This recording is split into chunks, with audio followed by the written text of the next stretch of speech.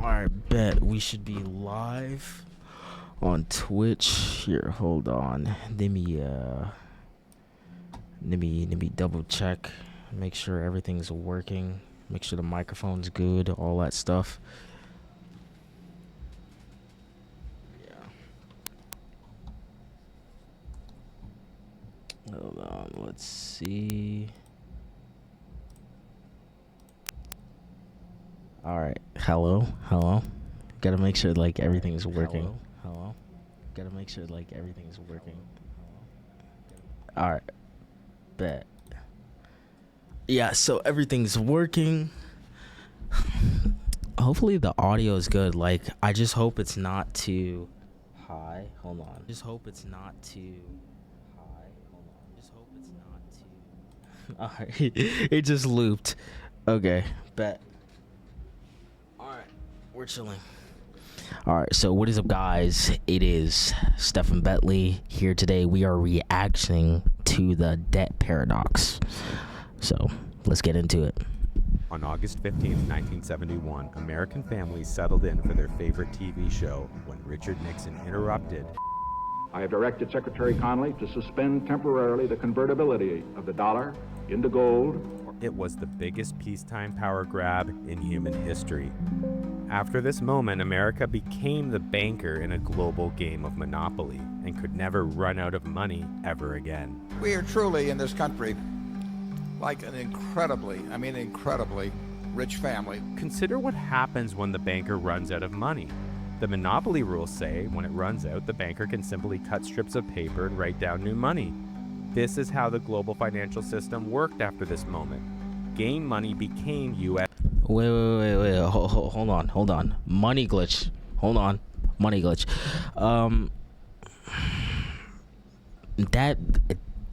That leads to like such a massive economic problem. Hold on, my stupid cord. Because like if the U.S. keeps printing money, then like as a result, the value dollar just drops economically. And then also that means like money itself like has no value at all. And isn't like the U.S. debt in like trillions like now? And like they've been trying to like what is it, like U.S. debt index? I forgot what U.S. dollar. Wait, oh my god, I'm tripping out. I spelled debt wrong. Oh my god, I was like, what the hell? I was thinking about, okay, yeah. Is it, yeah, I think this is it. U.S. debt national clock or whatever this is. Yeah, this is it. This is like the debt, like showing like how much debt the U.S. is in. What the hell is this? Oh my god. Fuck it. Yeah, but what is this thing? How do you? Oh my god.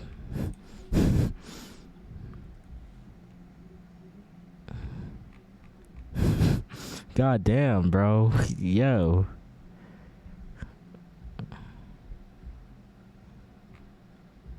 Okay, yeah, current national debt.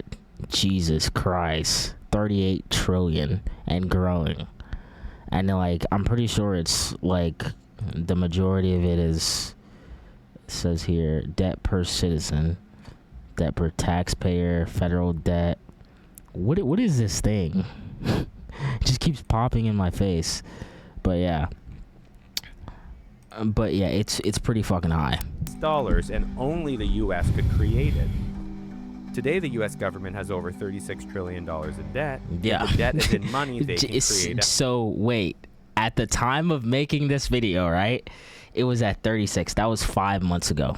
It's at 38 now. That's bad.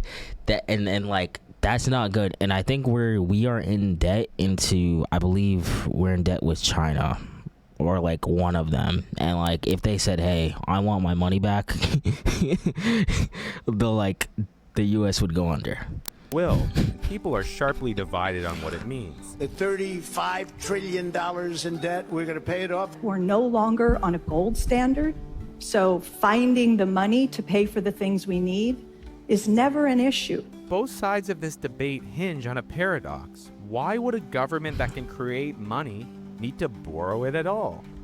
To understand this strange situation, we need to go back, before paper money, before metal money, back to when money was food. Imagine a world with no money, just people, land, and time. And people used time to get food. In early economies, rice wasn't just food, it was money. If it takes 8 hours to gather 10 cups of rice, and you want to trade for it, I'll value your item based on my rice gathering time. This is the foundation of the labor theory of value, which says the value of something should be linked directly to the labor needed to produce it. And so having extra rice gives you extra power. Damn. So wait, isn't so like based off of your labor is like how much money you would have. So like if you worked a super fucking hard job, you'll be rich as hell or like very wealthy. But I'm pretty sure if you go far back enough, salary, right?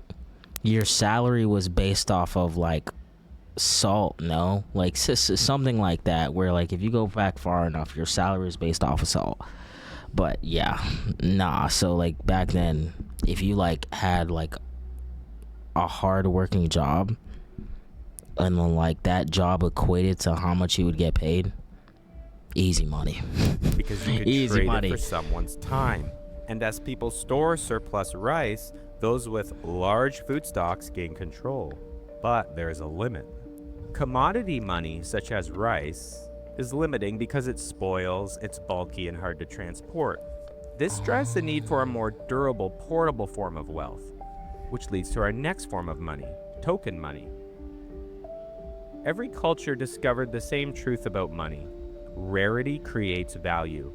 From shells to precious stones, human treasure what's hard to find. But what was treasure in one place might be worthless everywhere else. For trade beyond local regions, the world needed something everyone would value.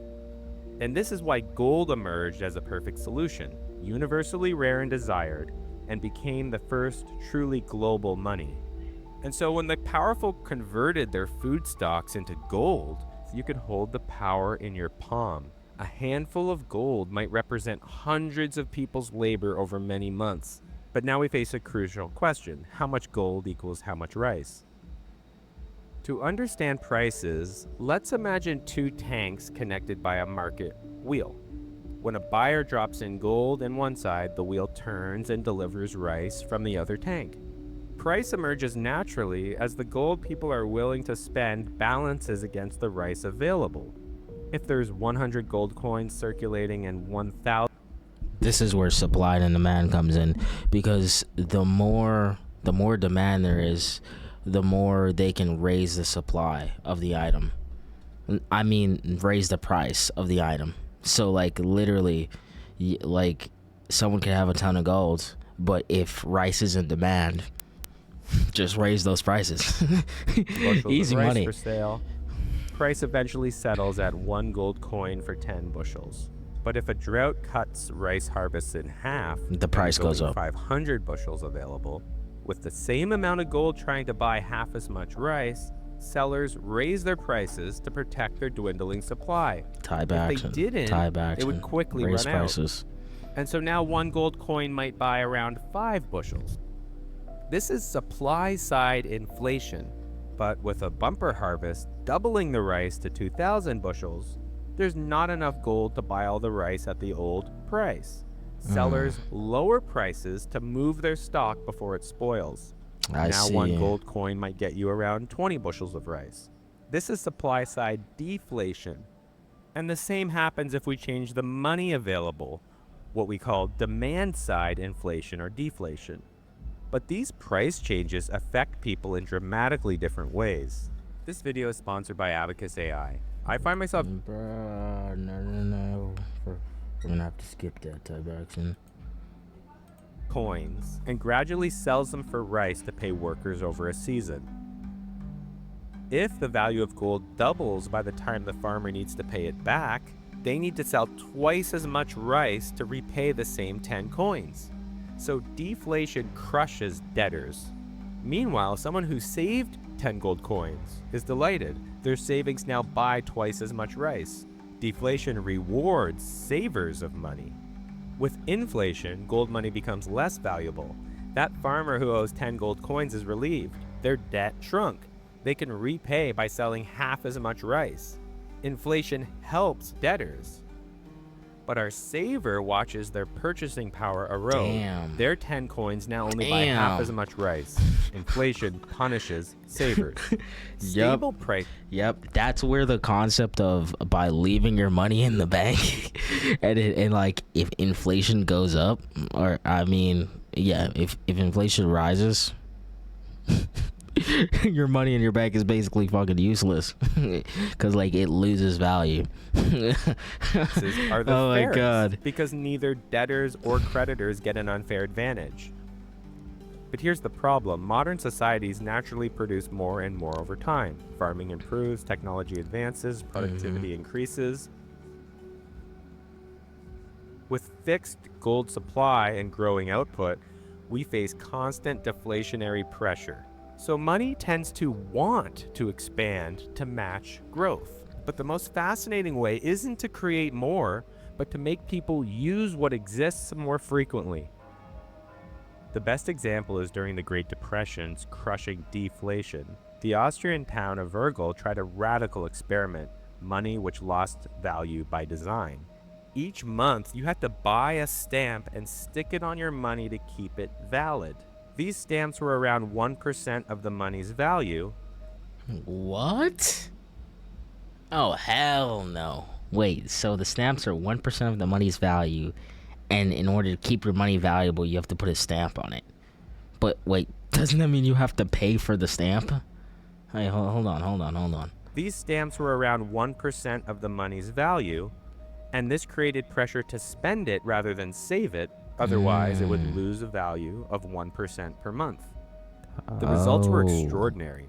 Their modest money supply circulated 463 times in just 13 months, generating economic activity as if they had 40 times more currency, allowing the increase of work, goods, and services traded, which we call gross domestic product, or GDP. It's how we measure the power of an economy. Think of GDP as a collection tank capturing all the economic activity flowing through the market yearly. Unlike our money tank or our goods tank, the GDP tank measures flow, how much actually gets done. And this brings us to a famous equation, M times V equals P times Q, where M is the money supply, V is the velocity, how many times each unit of money changes hands per year, P is the average price of goods and services, and Q is the quantity of goods and services produced.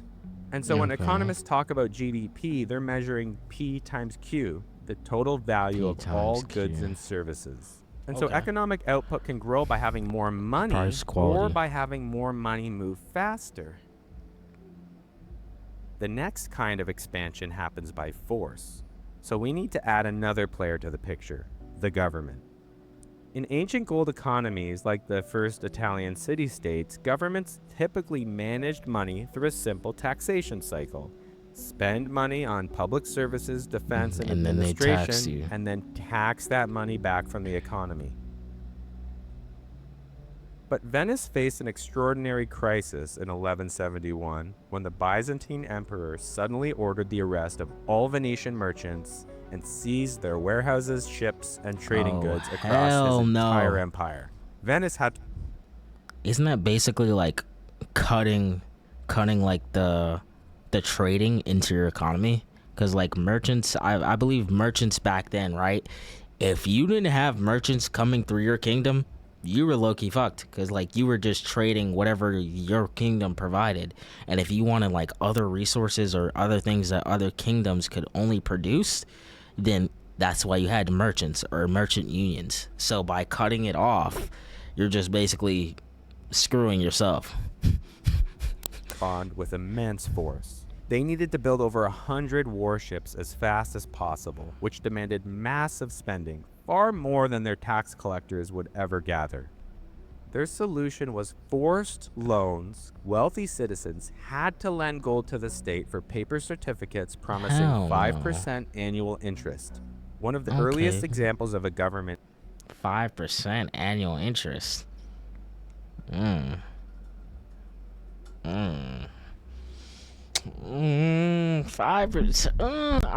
I mean, that's not bad, cause like, but still, no, 5% annual interest was probably a lot back then, if you think about it compared to now. Oh yeah. Okay. bond, or an IOU. And the government immediately spent the gold they collected back on armies and ships, pushing it back into circulation, while the paper IOUs, or bonds, also began circulating as money. So Venice effectively doubled its money supply. The same gold that built ships was now in workers' pockets, while the bond representing claims on that gold also circulated. And these bonds introduced something new, a floating value based on trust in Bond government. market. When Venice was winning and trade booming, people valued these bonds highly. One bond dollar equaled one gold dollar. During crisis, when people doubted the But so one bond dollar equals one gold dollar, but how much is gold valued? government's ability to pay, value plummeted. At the lowest, people paid 20 cents on the dollar for the Venetian bonds. 20 cents.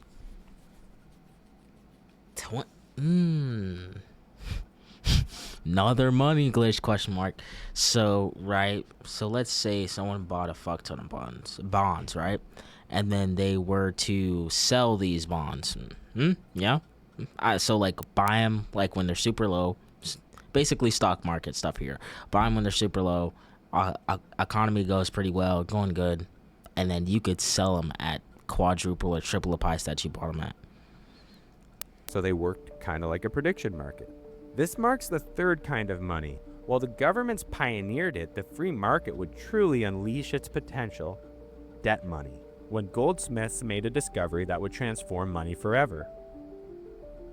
Goldsmiths at the time had trusted secure vaults, and they accepted gold deposits from merchants and wealthy citizens, and gave them back paper receipts Money. and promises to return gold on demand.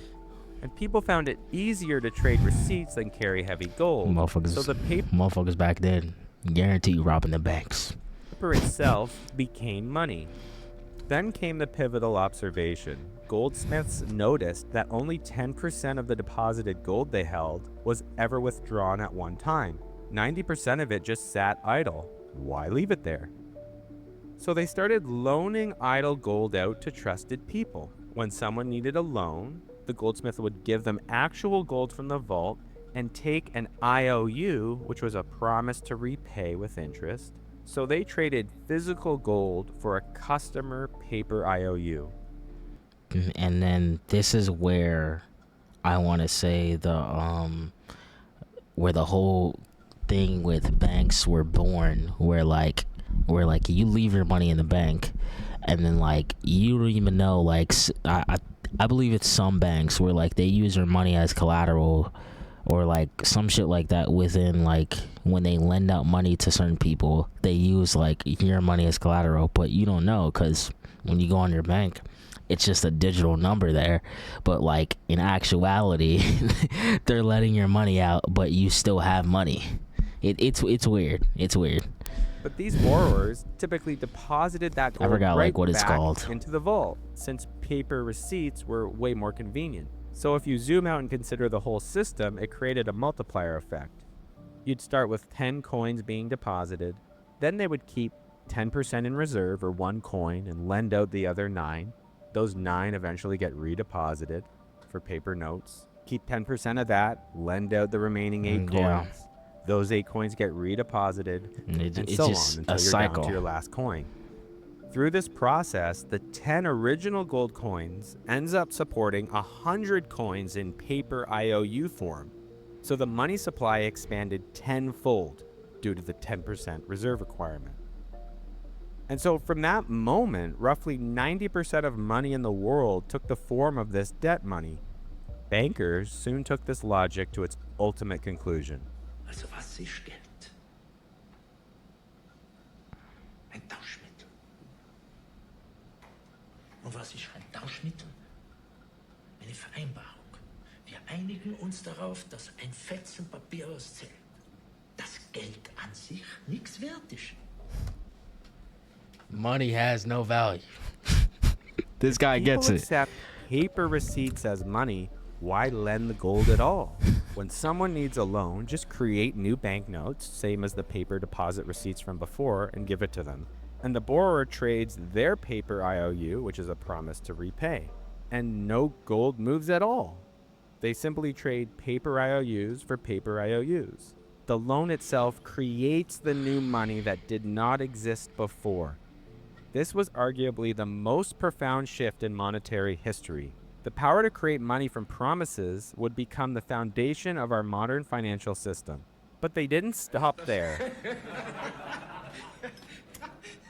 Das ist die einzige Alternative. Banks soon realized they held another form of money, the IOUs from the borrowers.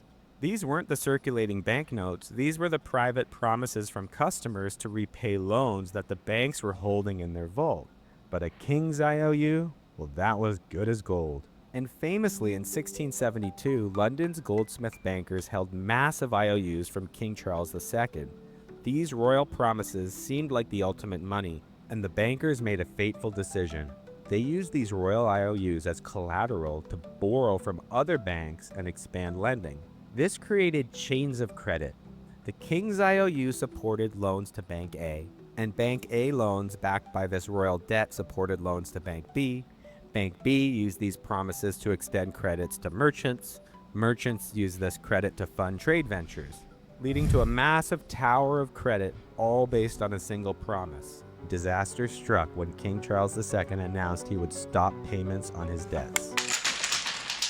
Damn. This is a distant echo to what happened in 2008. Their customers are freaked out, waiting to see how low the Dow will go. They're focused on the Dow, not so focused on OPEC. Yes, OPEC did cut production by 1. Except that it was mortgage IOUs at the bottom of that tower. And the crisis revealed how the entire monetary system rested on chains of trust. And so the government had to step back in. And this is where the power grabbed. And you know what's crazy? That the government will literally bail out like majority of institution of banks if they fuck up.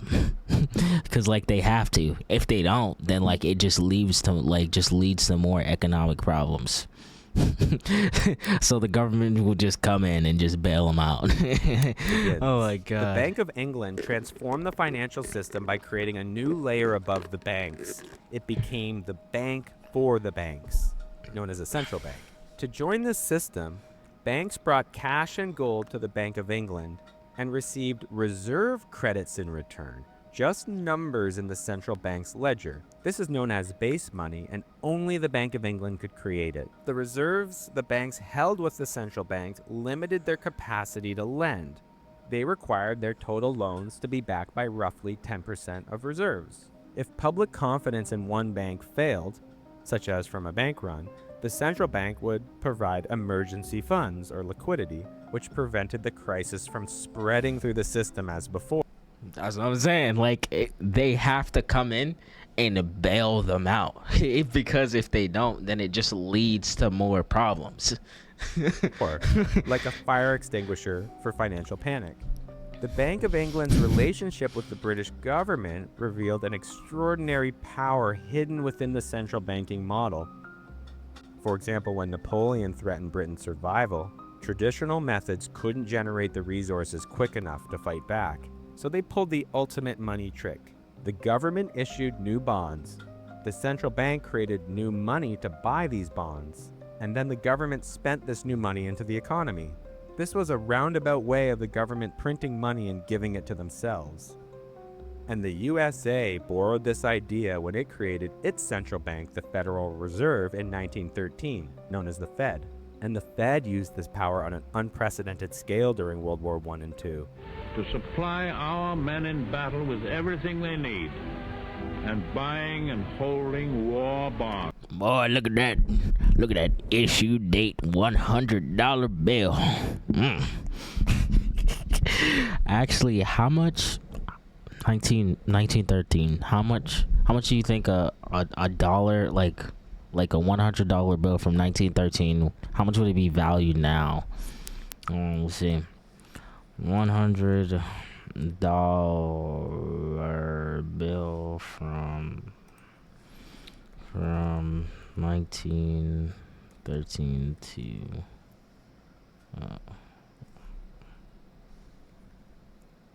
what? Let's see, worth now. Let's see how much it'd be worth now. Are you serious? What the hell? The value of a $100 bill from 1913 is approximately $3,200 today. Oh my god. Holy hell. Oh, yo, just a $100 bill. Yo. I buy bonds every payday, and I hold all that I've bought. When this scrap is over, I'm going into retirement and do lots of fishing. You know that guy retired as a billionaire. He had to, or actually probably more. During World War II alone, the Fed almost doubled the money supply. But this massive money creation didn't trigger runaway inflation during the war, because the money had somewhere productive to go. It matched the enormous expansion in the production of tanks, ships, and planes, resulting in a dramatic spike in GDP.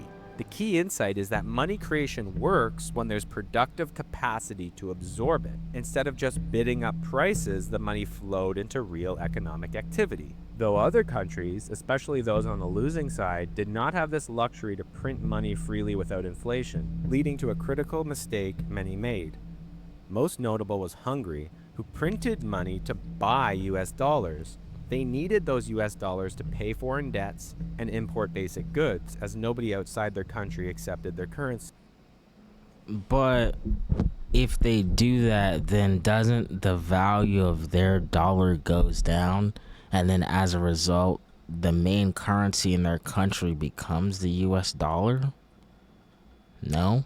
Am I peeping that correctly?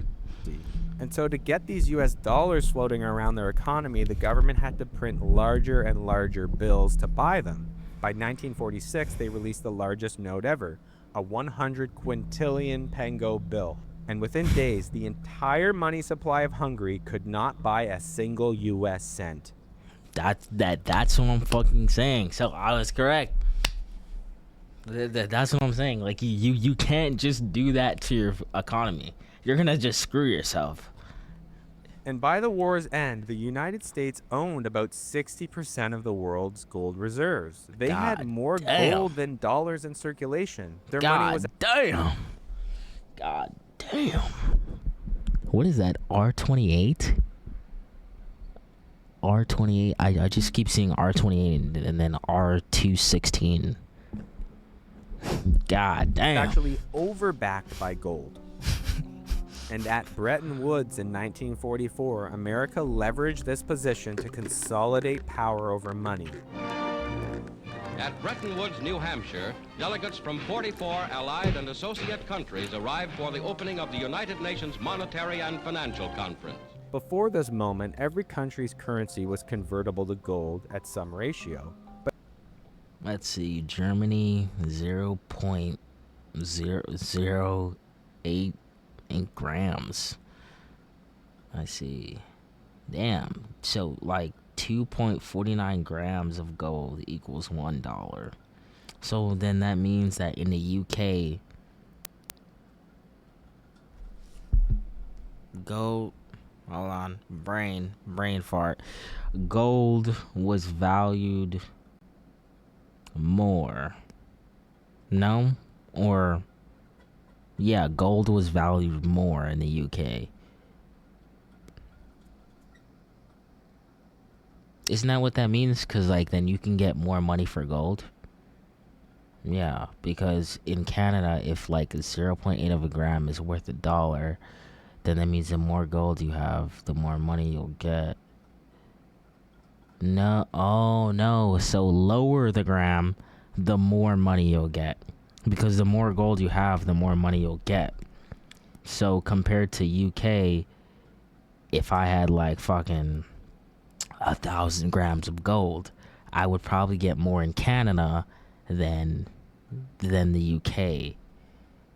I see. Okay. Now, only the US dollar would be convertible to gold at $35 an ounce.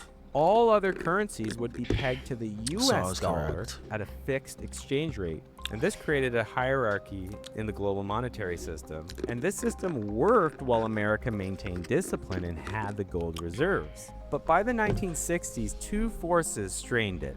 One was massive US spending in Vietnam War and their Great Society programs domestically, known as the guns and butter era.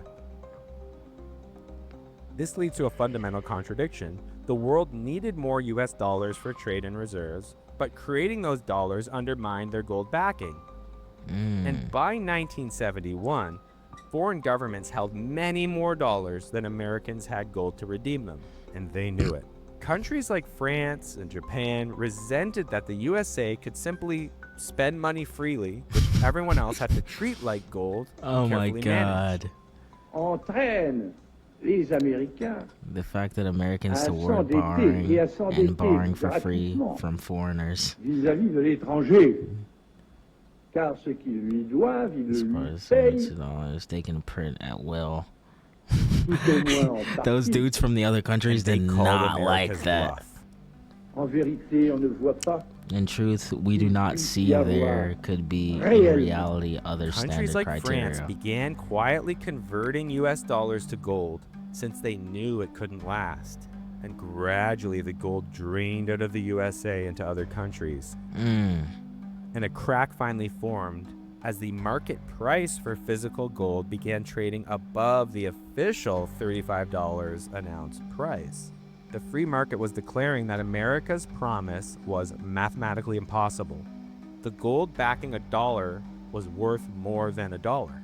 So America faced a choice. Either they could restrict dollar creation to mean... Look at all those bills. Look at all those bills. Ain't worth shit. Ain't worth a dime. Maintain gold convertibility, or they could abandon the gold lake Now that's entirely. worth money. And that's what Nixon did. He cut gold out of that hierarchy and put USA at the top. And so Nixon took an ancient idea and applied it globally for the first time. Think of country fair tickets. Inside the fair, they're valuable as cash because you must use them for rides and food. Outside the fair, they're worthless paper. Their value comes from the authority requiring their use, known as a fiat currency. Fiat money had been created many times throughout history, but it was always a regional money working in one area. Nixon's innovation wasn't just creating fiat money, it was making the entire world America's fair. And the Federal Reserve became the ultimate authority on money, the new apex of the global banking system. So the Fed's central bank ledger became the world's super ledger, the ultimate source of all dollar creation. Every bank on earth connected to this system, either directly or indirectly through other banks. So this leaves us with a three-tier monetary world. At the top is the United States, the only banker who can create the world's money. Below that are countries with their own currency, such as UK, Japan, or Canada. And the bottom tier is everyone else who doesn't create their own currency. They must earn or borrow dollars to get them.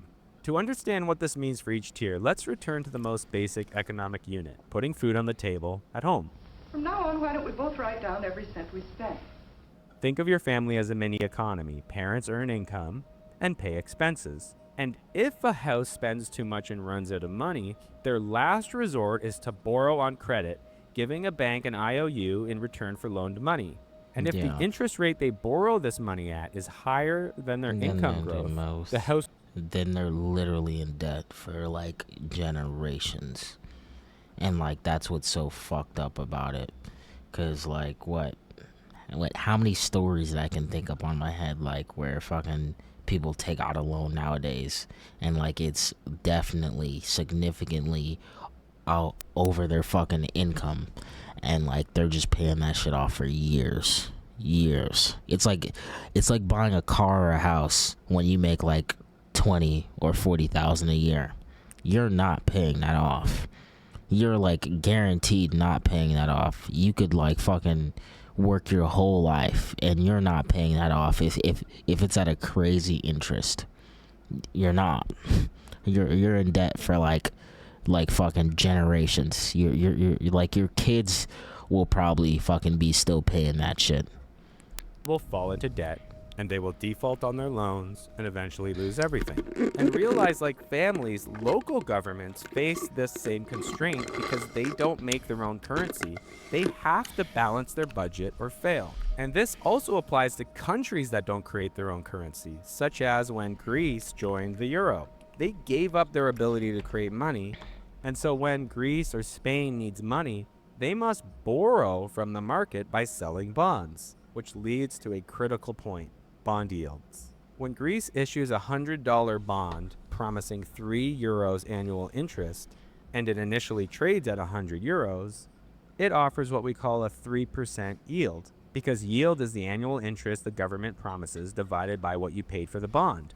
But if investors lose confidence in the bond and the price drops to, say, €50, because the government is still paying €3 annually, the yield doubles to 6%. This higher yield reflects increased risk. And so think of yield as a critical market signal of confidence in government. And what happened in Greece is the bond sell-off continued until Greek bond yields hit 35%. These high yields dictated future borrowing costs. So this meant Greece would need to offer 35% interest to borrow any new money, leading to collapse. The government ultimately defaulted, paying bondholders only a fraction of what they owed. No. And now let's turn to the next tier, which is countries that do create their own currencies. They have another option when they run out of money. They can create new money via debt monetization, as we've seen. But there's a catch. An economy can only absorb new money up to the productive capacity, measured by GDP. And when money creation exceeds what the economy in that country can absorb. Oh, so it's basically how, like, depending on what your income is, you can only take out a certain amount of debt before it goes over your income, right? And then you'll just be in debt forever. And it's the same thing for countries. Countries can only like get money for they can only get so much credit money before they go over their like income limit, and then like they're actually in fucking debt like for damn near ever. And then like, isn't that the current case with the US? Like 38 trillion. I don't think we gonna be paying that shit off for a while. 38 trillion cooked. We get inflation. General price rises across the economy. This creates an important relationship between growth, inflation, and yields. Bond yields roughly equal the expected future GDP growth in a country plus the market's expected inflation in that country. Since people want to make enough interest to cover the losses due to inflation, as well as match what the economy is creating. So a country growing at 2% and expected to have 5% inflation will see their nominal bond yields rise towards 7%. And so what's fascinating is while a bond initially has a price set by the government, it's the market price that ultimately determines the yield, which is outside of government control. Oh my God. This brings us to the final tier, the United States. The dollar isn't just America's currency, it's the world's primary reserve currency, used in roughly 90% of foreign exchange trades, and makes up about 60% of foreign central bank reserves. This global role provides America with a powerful buffer against inflation that no other country enjoys. When the USA creates new dollars, they don't just circulate domestically in their economy, they flow out into the global economy through trade, investment, and foreign reserves, since everyone needs these dollars. This means the US can create more money than other nations before triggering inflation, since the impact is spread across the world. This unique position lets America issue their bonds, known as treasury bonds, far beyond what other nations could attempt. These treasury bonds form the base of global finance as the world's risk-free investment. Every other interest rate in the world builds up from U.S. Treasury yields. Other government bonds yield more than U.S. Treasury bonds. Corporate bonds yield more than the government bonds, and consumer loans for cars and houses yield more than the corporate bonds. That's true. That's where I'm talking about, like, how when you buy a car or like you buy a fucking house and it's way out of your income bracket, the people who you're paying, they're getting paid. They're and then like just imagine if it's a bank who you're paying, or like whoever you bought that house from, you're paying them for years. And then like if they have multiple houses, you're paying the other people are paying them too. So like you just money, bag after bag. The Treasury yield rises just 1%, it ripples through the entire system, triggering roughly $3 trillion in additional borrowing costs worldwide. So these aren't just America's interest rates, they're the world's interest rate. And so one relationship determines the sustainability of this entire system. When the economic growth, or G, exceeds the Treasury yield, R, the U.S. debt remains manageable. But if Treasury yields rise above growth, the debt service costs begin consuming an ever larger share of economic output. And this indicator serves as the ultimate measure of America's monetary power. There are two ways this delicate balance can break. First, if too many dollars flood the global economy, the markets react by pushing the Treasury yields up as investors demand higher returns to protect their wealth from inflation. And the second threat is even scarier. Realize that when foreign countries earn US dollars from trade, they don't just hold cash, they buy US Treasury bonds to earn interest and protect against inflation. This has created what economists call a financial balance of terror. Because if major Treasury holders like China and Japan and oil producers ever coordinated to sell these Treasury bonds together, the yields would spike worldwide. This would force crushing debt payments, not just on America, but on every government, business, and homeowner with a loan. This is why it's referred to the economic nuclear option for every country to dump their Treasury bonds. Yep. Yet, despite these risks, the system endures. Because like if the other countries that we were in debt to just decided to fuck us, we would be screwed, and then so many other countries would be screwed also. When the U.S. spends more than it takes in and runs a deficit, that money becomes private sector wealth, dollars in the pockets of citizens and businesses. And so while the U.S. government shows $36 trillion in national debt, if you look at the other side, America's hold over $150 trillion in total assets. This is one reason the market remains confident despite the scary numbers on debt. And so America faces one fundamental constraint: global productive capacity. When too many dollars exist globally, even the world's economy can't absorb them all, leading to global inflation. This would be the ultimate check on monetary power. Damn. And so Nixon's decision in 1971 completed this transformation, detaching money completely from physical reality. Today's dollars are not backed by gold in any sense, but by the strength of the economy using it and our collective faith in the future. The true reserve currency is that true? Is that actually true? Like it probably is. Cause if you think about it, like, cause crypto USDC is backed by gold and like the actual fucking actual like gold and silver. I'm pretty sure I remember seeing it. But if that's true, then like, we're gonna get to a point where it's like you're not gonna really even like own anything, and like that's already starting. Like majority of games now you buy digitally. You don't go to GameStop anymore to fucking buy a physical disc and you actually own that game. All your data and everything's on that game. So if this keeps going how it is, eventually we're just going to reach a point where we just don't own majority of stuff. The dollar, it's our shared belief. Nobody knows how far you can go with the paper currency before it gets...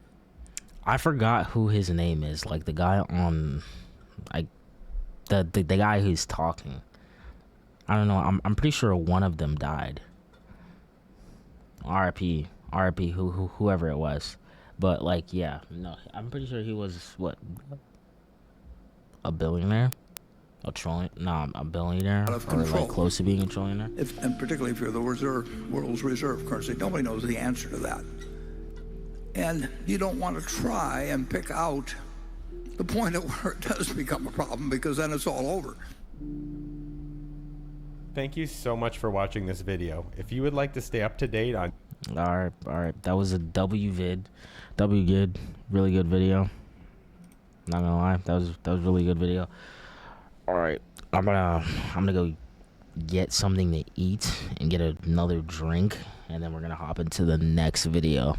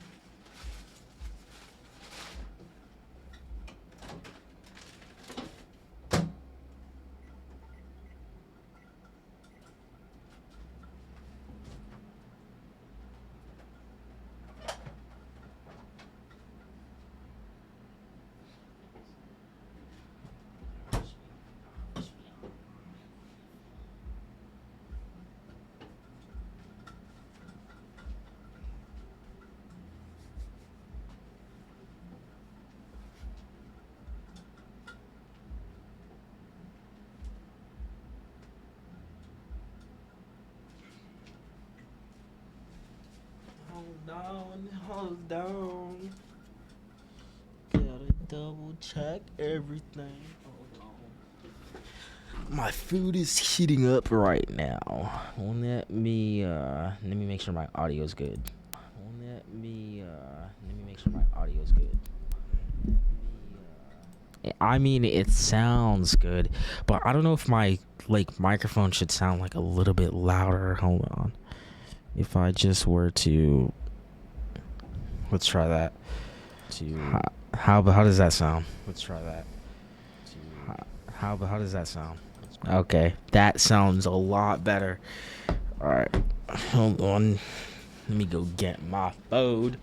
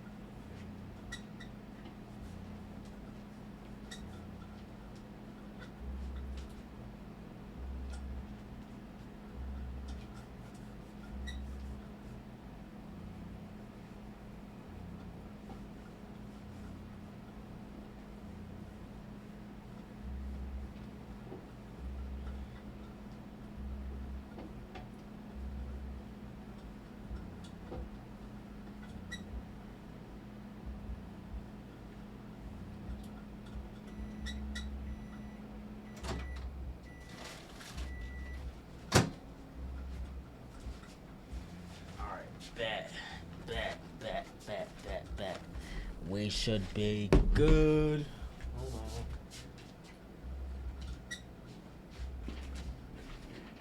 on. Alright, we got that Taco Bell. Alright, let's see. We're gonna hop into this next video, see what's... So that was, yeah, that was a pretty good video. So we're gonna hop onto the... When I was 18... Nah, hold on. A job that pays... So, we're going to be watching 50K versus 500K versus $50 million jobs. Let's hop into it. A job that pays 50K, 500K, and $50 million.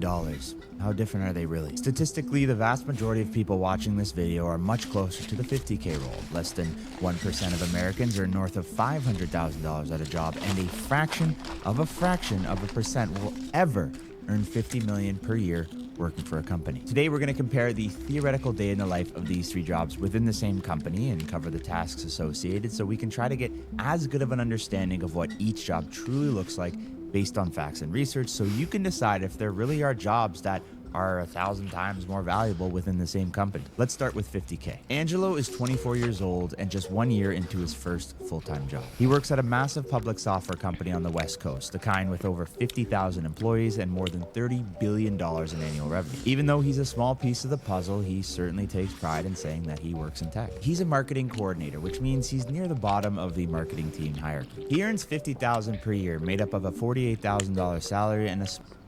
Okay, $50K a year, and he gets a 2K bonus. Before we continue, the lower your income, right, the less work you have to do. Because, like, I feel like as a result, the more higher your income is, the more work you have to do. Or you'll get to a point where, like, all that work that you did is starting to pay off, and then you can just pay other people to do it, and then do it better and more proficient than you. And then as a result, it brings in more money for you. So, like, the more lower your pay is, the more less skilled or qualified you are to do things. $2,000 bonus at the end of the year. He doesn't get granted stock or anything like that, but he can get a match up to a certain amount if he contributes to his company 401k. According to national data from Robert Half, this is fairly low to mid-tier comp for someone in Angelo's shoes. Entry-level, non-technical, corporate marketing in a somewhat high cost of living city. His job leans to the more administrative side than glamour. On a given day, Angelo is formatting PowerPoint decks, he's uploading creative assets, he's, taking meeting notes, sending out email templates, and updating marketing calendars.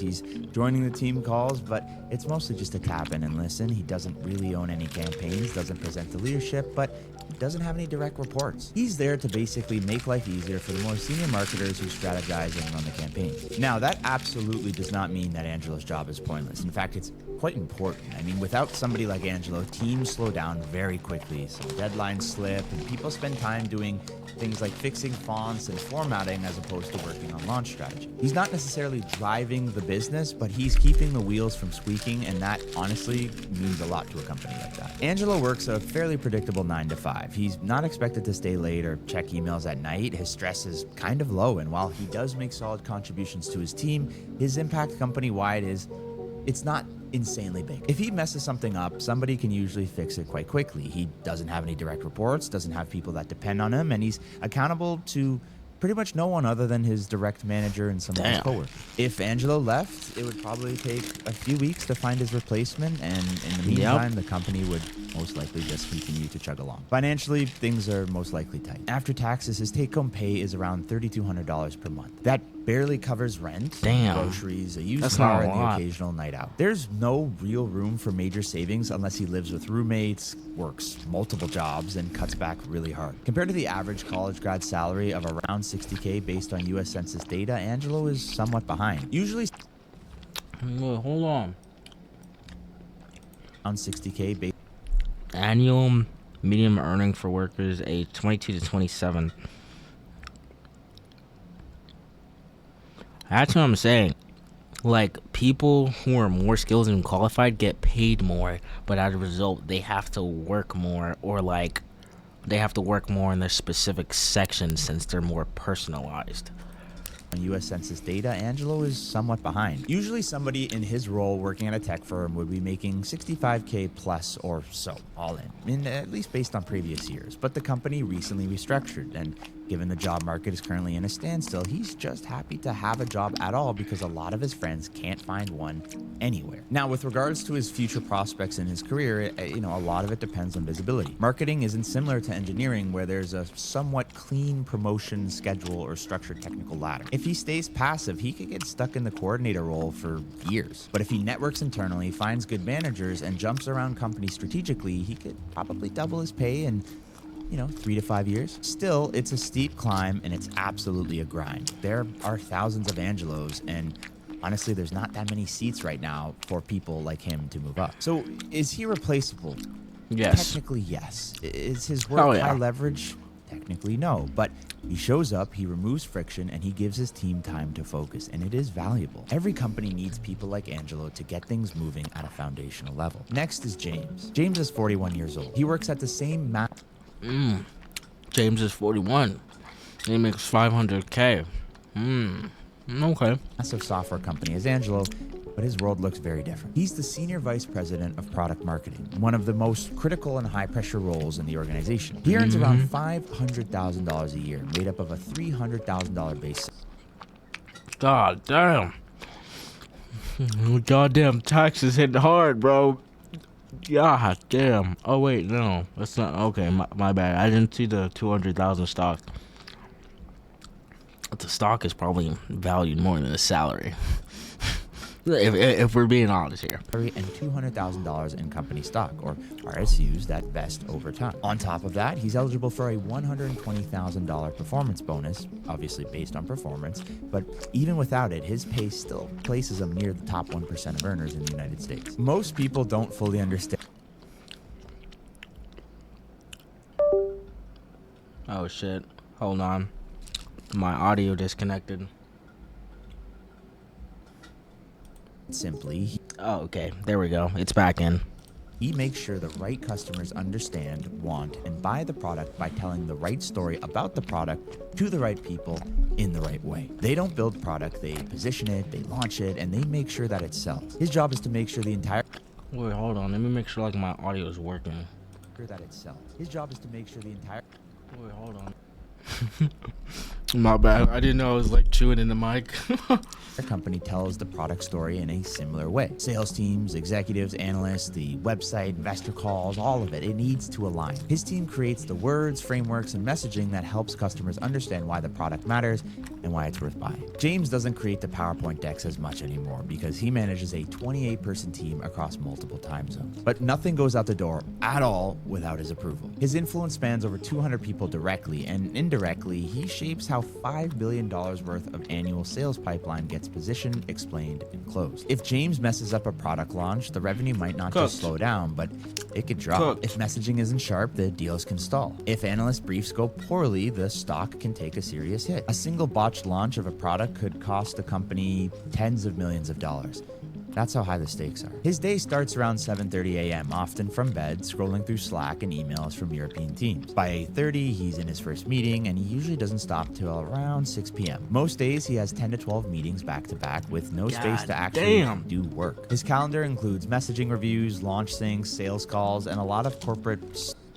Wait, hold on. Things, sales calls, and a lot of... Oh, hold on. I just realized that my goddamn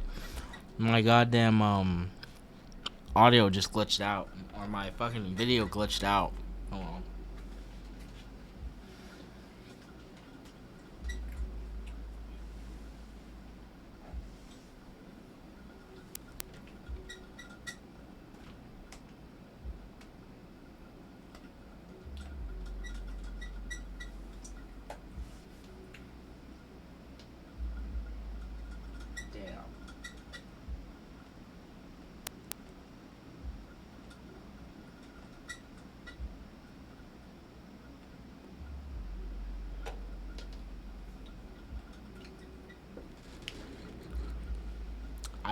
I just realized that it glitched out. It should.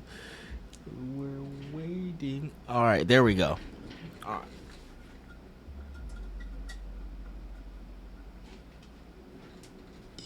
All right, bet. There we go. But honestly, it's a lot of alignment and directing. Then he has dinner. Maybe he puts the kids to bed, and then honestly, he probably logs back in. If a launch is going live in Asia, or a VP needs a last-minute review before an earnings call, I mean, he's going to be working late that night. The stress is constant. James doesn't usually have... That's what I'm saying. Like, if you're more skilled, you work more, or you work harder as a result. Too many deep work blocks where he can get some real creative work done. He operates in real time, constantly switching context and managing competing timelines, absorbing last-minute escalations. His inbox never hits zero, and his team never stops needing input. Basically, there's a lot of time-sensitive things that need his attention, and he kind of goes in, solves them, and then moves on to the next 20 problems. And yet, if he does everything right, it's not that noticeable, but if he does something wrong, everybody notices, and the calls can start to come from people like the CEO. He's not building features or automating revenue. I mean, his impact really comes from coordination and clarity, and his leverage comes from keeping hundreds of people aligned. That's the kind of work that is tough to outsource. After taxes, James can take home somewhere around 300 to 315K per year. His salary nets him around 170 to 185K, and his stock adds another 100 to 130K. When his bonus hits, he could net over $400,000. He lives in the Bay Area. Yeah. He owns a home with a mortgage. He has 2 kids in private school. He maxes out his retirement accounts, and he works with a financial advisor. Easy millionaire by what? He's 41 though. No, actually, he could already be a millionaire. Because if he's 41 and he's working at these companies, then that means that the previous companies that he did work at, or whatever the case may be, he still has that money from them. So he could easily be well over or more than a millionaire.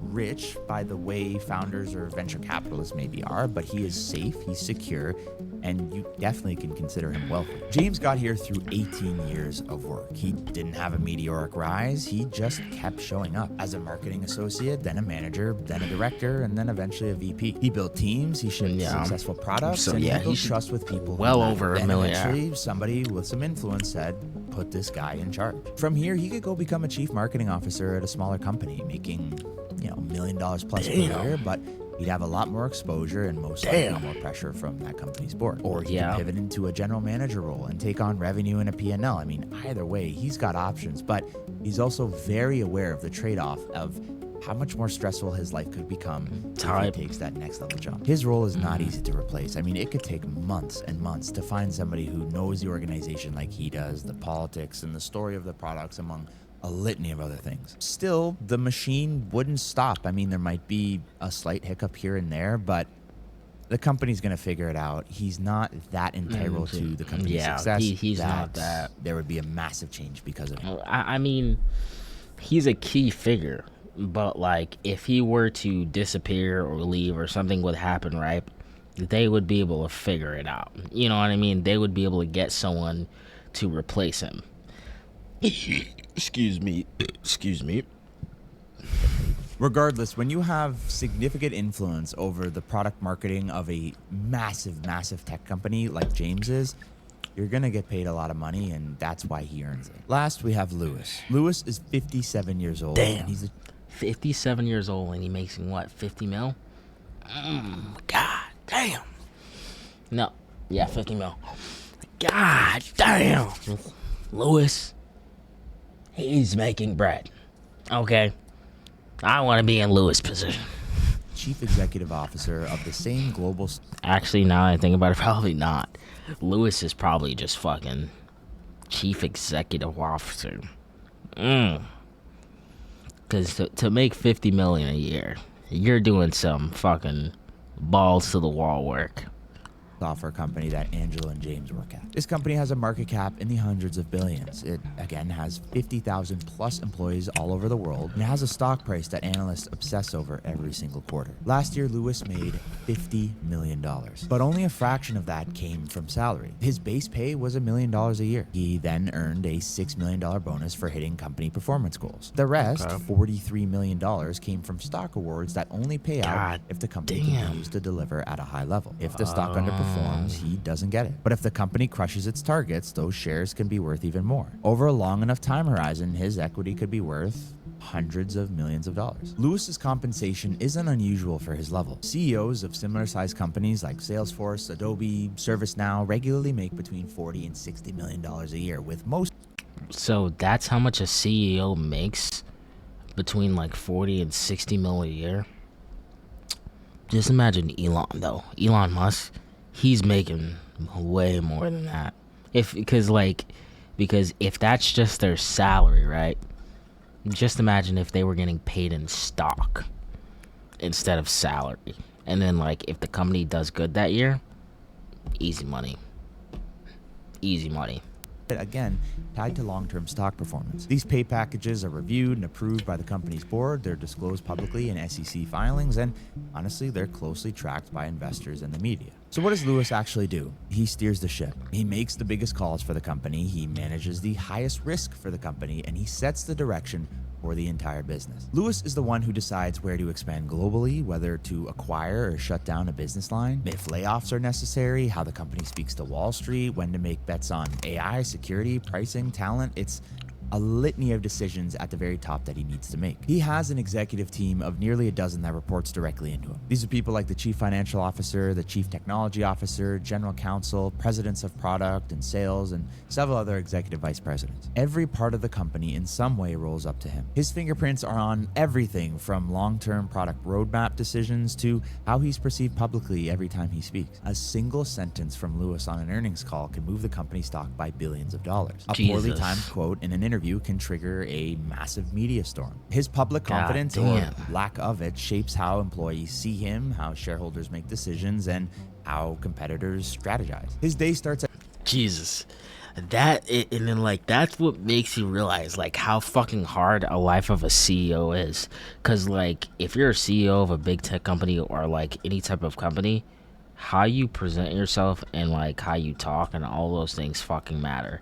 Those small things can determine whether someone invests in your stock or like what people think about you or how you are presented in the public eye. And it's like, it's crazy. It's genuinely crazy.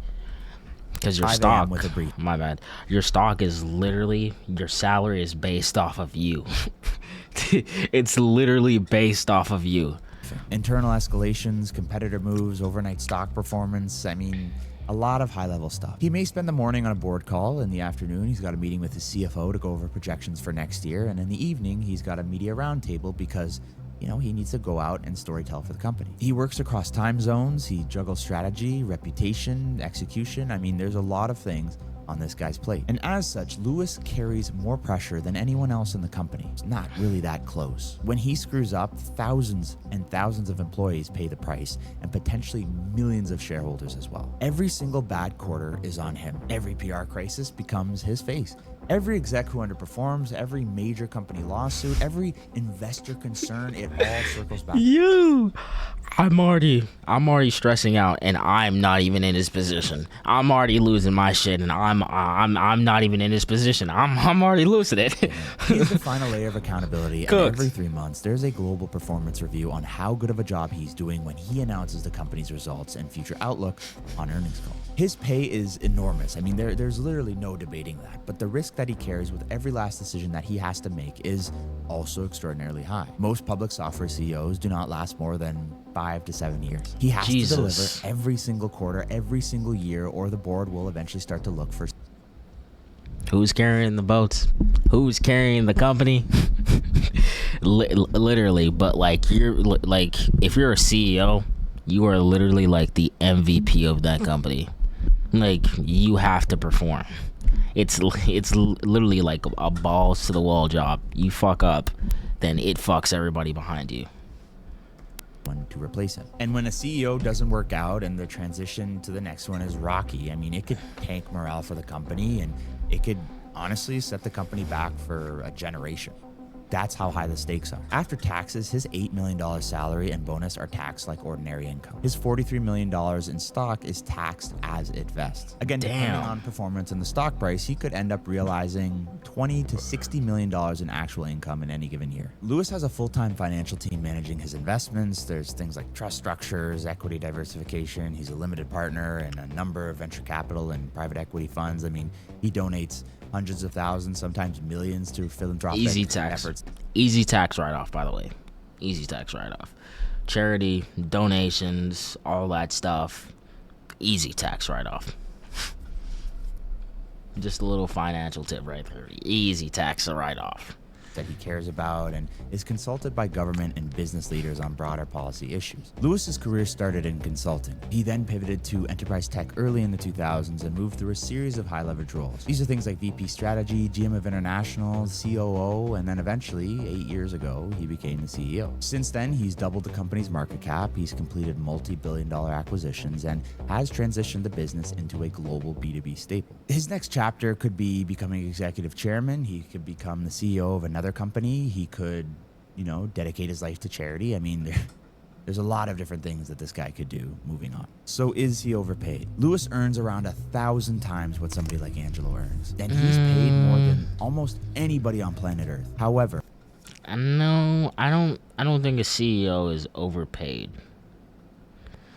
No, wait, I was wrong. Some are. I feel like some CEOs are, but then there are others that are not. Cause like you have to consider, like, a CEO carries everything on his back, everything, the whole company, and if he fucks up, it's like that's it. Like, cause what Steve Jobs, right, when he took over from the previous CEO of Apple, like, of course he made Apple better, but Apple's innovation as a result just tanked.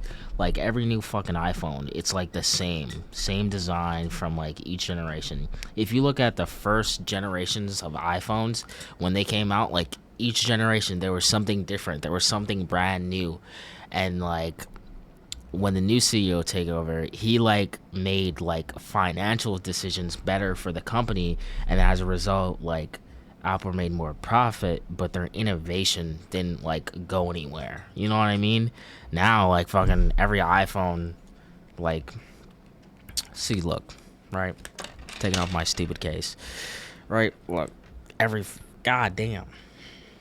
Now, as a result, like, every iPhone just, right? I got the 15 Pro Max titanium. I think this is like one of their best phones, cause like my battery life is still freaking good, and I've had it since it came out, and like it lasts legitimately all day off of one charge, at least for me. And like I'll just be like watching YouTube videos or doing shit on here or editing or just working or thinking about stuff for my channel. And then like the newer iPhones, I'm like, why? Just made the bar longer, that's it. Quote unquote all day battery life went back to aluminum, right? If you compare aluminum to titanium, aluminum heats up more, even though they put in this new cooling frame, right? And then like they went back to aluminum because titanium's too expensive. It's really expensive. So yeah, so I feel like some CEOs do get overpaid and some don't. When a single decision from Lewis can affect billions in revenue, it can completely shift a market or set the course of the company for the next 5 years, you start to wonder, how much should someone with that much control over this large of a company be compensated? To the question of if it's fair, executive compensation divides people for a reason. Some people see the numbers and they flat out call it unacceptable. When one person earns $50 million while somebody else within the same company earns $50,000, I mean, the imbalance is insane. The argument doesn't necessarily require spreadsheets or market logic. It's a matter of principle. Nobody should accumulate that much wealth while somebody within the same company is struggling to cover basic needs. The scale for a lot of people is just way too extreme. The difference is way too wide. And then you have others that point to this is just how companies are structured. Compensation follows impact. People are paid based on how much their decisions affect revenue, costs, shareholder value. The more leverage that somebody has, the more that they can change the direction of the business with a single decision, the higher their compensation tends to be. A CEO who guides a multi-billion-dollar company is not being paid for... Yeah, that's who I was talking about, Tim Cook. So, like, when Tim Cook took over from Steve Jobs, like, Apple's whole direction changed. And, like, Steve Jobs, he was more of innovation, and Tim Cook was more financial. And then as a result, when Tim Cook took over, the whole innovation thing of Apple just failed. Just went downhill. Now, like, every other generation looks the same nowadays. And it's so sad, because if Steve Jobs was still, like, fucking working, oh my god. You know how, like, bro, you know how crazy Apple would fucking be right now? Hours work, but again, it's the impact and the decisions that they make. The model sounds clean on paper, but rarely is the credit actually distributed fairly. A lot of the breakthroughs, obviously, within a large company are collaborative. Major wins start from deep inside the organization. A new idea from a frontline employee, a product improvement that's flagged by a junior engineer, a customer insight from somebody from support. I mean, it can come from literally anywhere. These contributions tend to get absorbed into the machine, and then, you know, the sort of results flow up and the rewards kind of get concentrated near the top. In my opinion, if a company is going to reward its top executives with sometimes tens of millions of dollars per year, then you just need to raise the floor. There should not be a single full-time employee that's financially unstable just because they don't earn enough money. Not one. A business that can afford to pay 8 figures to the CEO can probably afford to pay everybody in the company a healthy, livable wage. And if they can't do that financially, then how do you justify that wealth at the top? There's nothing wrong with big rewards at the top if everybody in the company is at least somewhat financially comfortable. The companies that understand this are rare, but they do exist. And honestly, they're setting the standard for what leadership should look like in this dynamic new economy that we find ourselves in. Damn. WVid. WVid. That was a WVid. That was a really good video. But yeah, no, he's right. He's low-key right. So let's see. We're gonna hop on to the next video.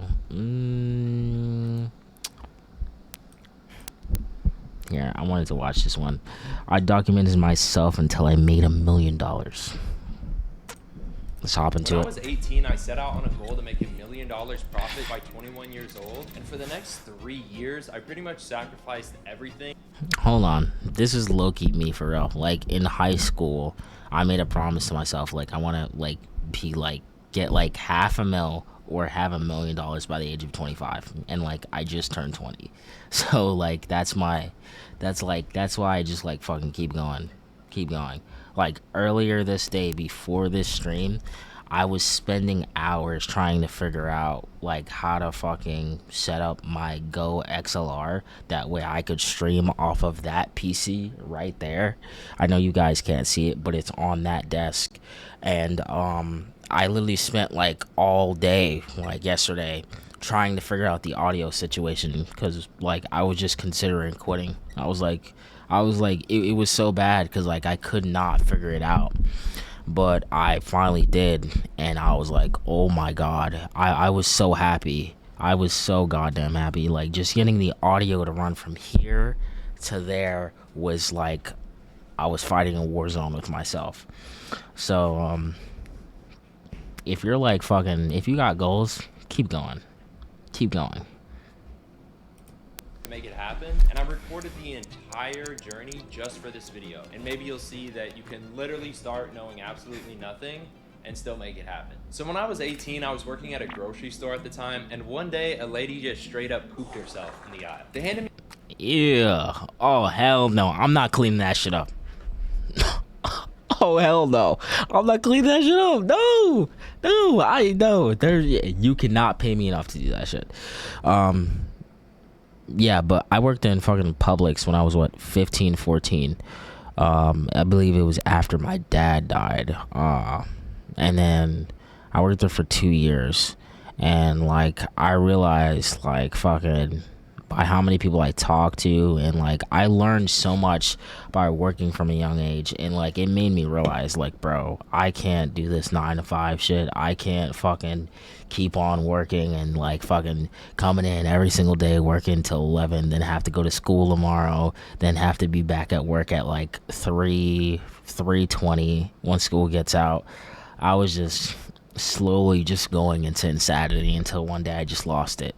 And then after that, I got another job at a 5-star restaurant. I gained some good skills there, and then from there I went into the military, and it's not bad right now, but I can't stay enlisted. I cannot stay enlisted. But enough of the yapping. Let's get back into the video. paper towels and told me to clean it, and in that very moment I was wondering, how the hell did I even end up in this situation? Yeah, I'm not. This is Hell exactly no. where I needed to be. In high school I was kind of a loser. I smoked weed every day, before school, after school, during school, and I pretty much cheated on everything that I possibly could. I was like, God damn. Yo, feed. God damn. I don't mean to clown him, but bro, I was the total opposite. Like, I had no friends.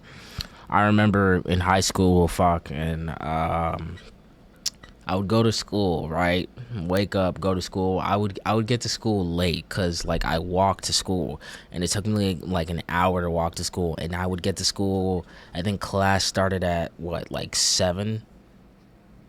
Was it 7 or like 6?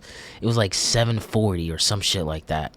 And I would show up to class like at 8:15, and it was either the first like was because we had A day and B day, and on one day I had fucking either math, or the next day I had study hall. And I would just get there, and like I would just open up my computer right if I'm in study hall, and I would just fucking start investing.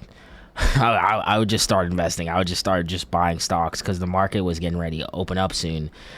So I was getting ready. I was looking at my portfolio and shit. And I remember one day, like, this guy next to me who he saw me, and he's like, "Do you know what you're doing?" And I was like, I was confused on like what the fuck he was talking about. Like, what do you mean? And then like he was talking like about me investing. And then like at that point, I've been investing for like I think 3-4 years, and it didn't occur to me that like I was so used to investing, and like at a young age, it didn't occur to me that like other people didn't know how to invest.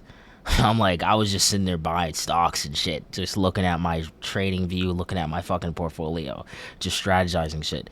And it didn't occur to me like I'm so way leagues ahead of like kids my age in certain subjects or in certain things. And I was like, holy shit. Class clown, but to be honest, I really wasn't anything past that. I ended up going to community college when everybody else around me was getting into these big 4-year universities, and I kind of got clowned for it. After graduation, something started to shift. I started seeing Gary Vee videos, and I watched every single one I could find. This next 5-year window is when you don't go practical and safe. I started doing long runs because finishing something hard felt like I was proving people wrong in my head. I may have been a schizophrenic, but most importantly, I got so motivated that I committed to documenting everything. This is gonna be day 1 of, I guess, my journey. I tried becoming a TikToker. I tried YouTube pranks. But you want to dump plastic into the ocean? Well, yeah, it makes it like a nice little feel to it. I unfortunately tried street interviews.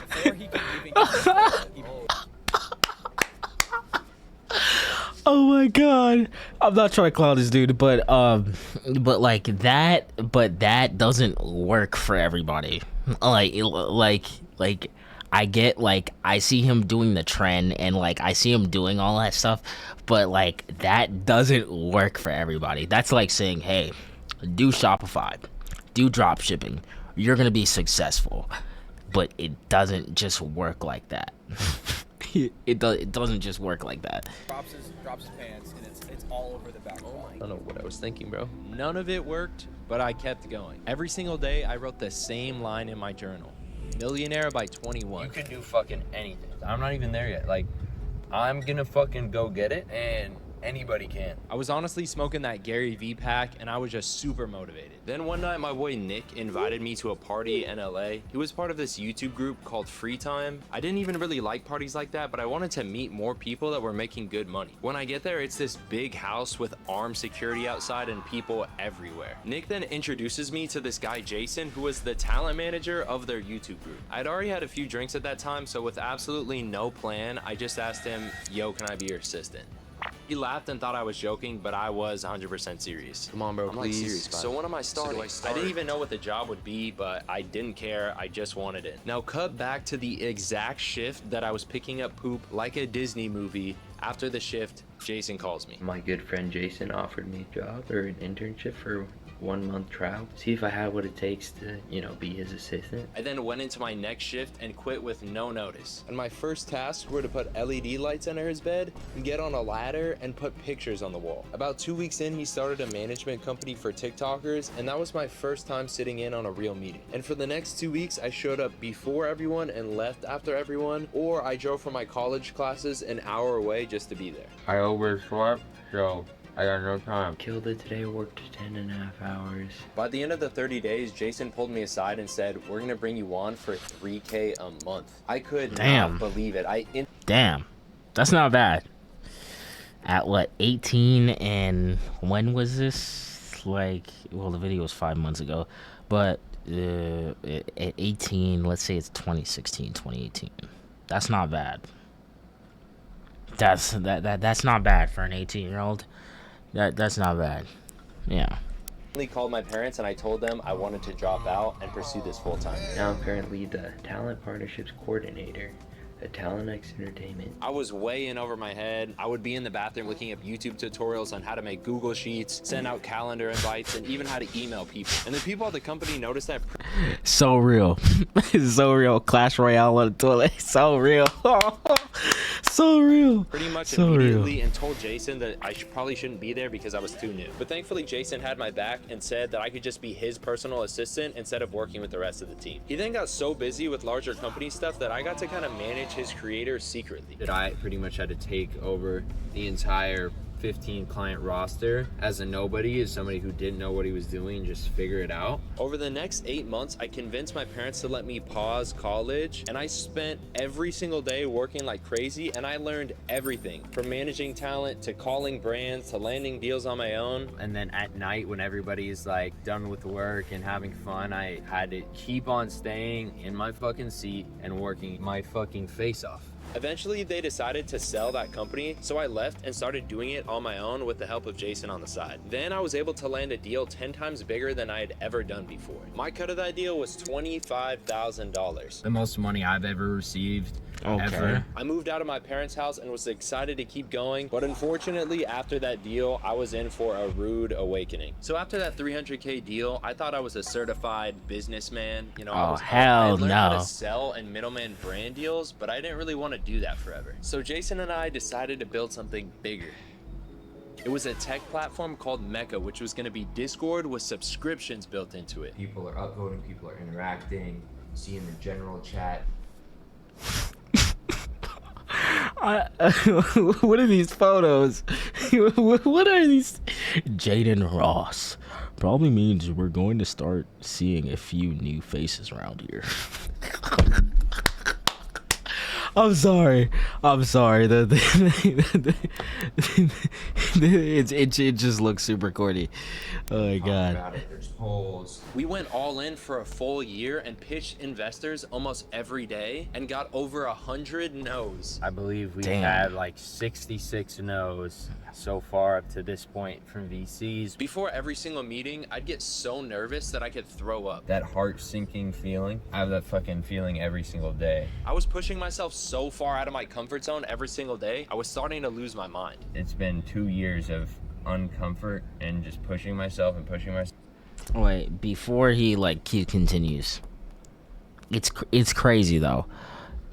I guarantee you, what he says next is that it paid off, or like some crazy shit happened, because like it's crazy how like you can work, and the thing is about YouTube and creating, it's that like time pays off, because right, I might be getting low views now, but give it enough time and one day one video can change so much, or like just one video or a few videos can change so many things at just once. It like, because all it takes is one good hour or one viral video and everything changes. And or like just like or meeting the right person at the right place at the right time. It's crazy how in 24 hours your life can just change.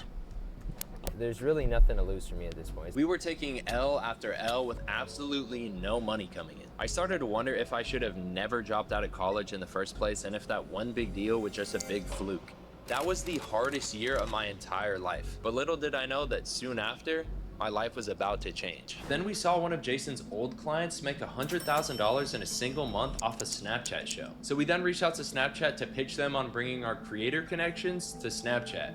And they said yes. So I then started messaging creators a simple offer. We'll get you a Snapchat show, we'll repackage all of your content and do all of the work for you, and send you checks at the end of every single month. And it worked. We signed our first 10 creators, but really only one of them made money. She was a storytime creator that made $80,000 in her first month. That next month, I signed as many of these people as I could with the same style of content, and then the big day came. It was time to see what the revenue was.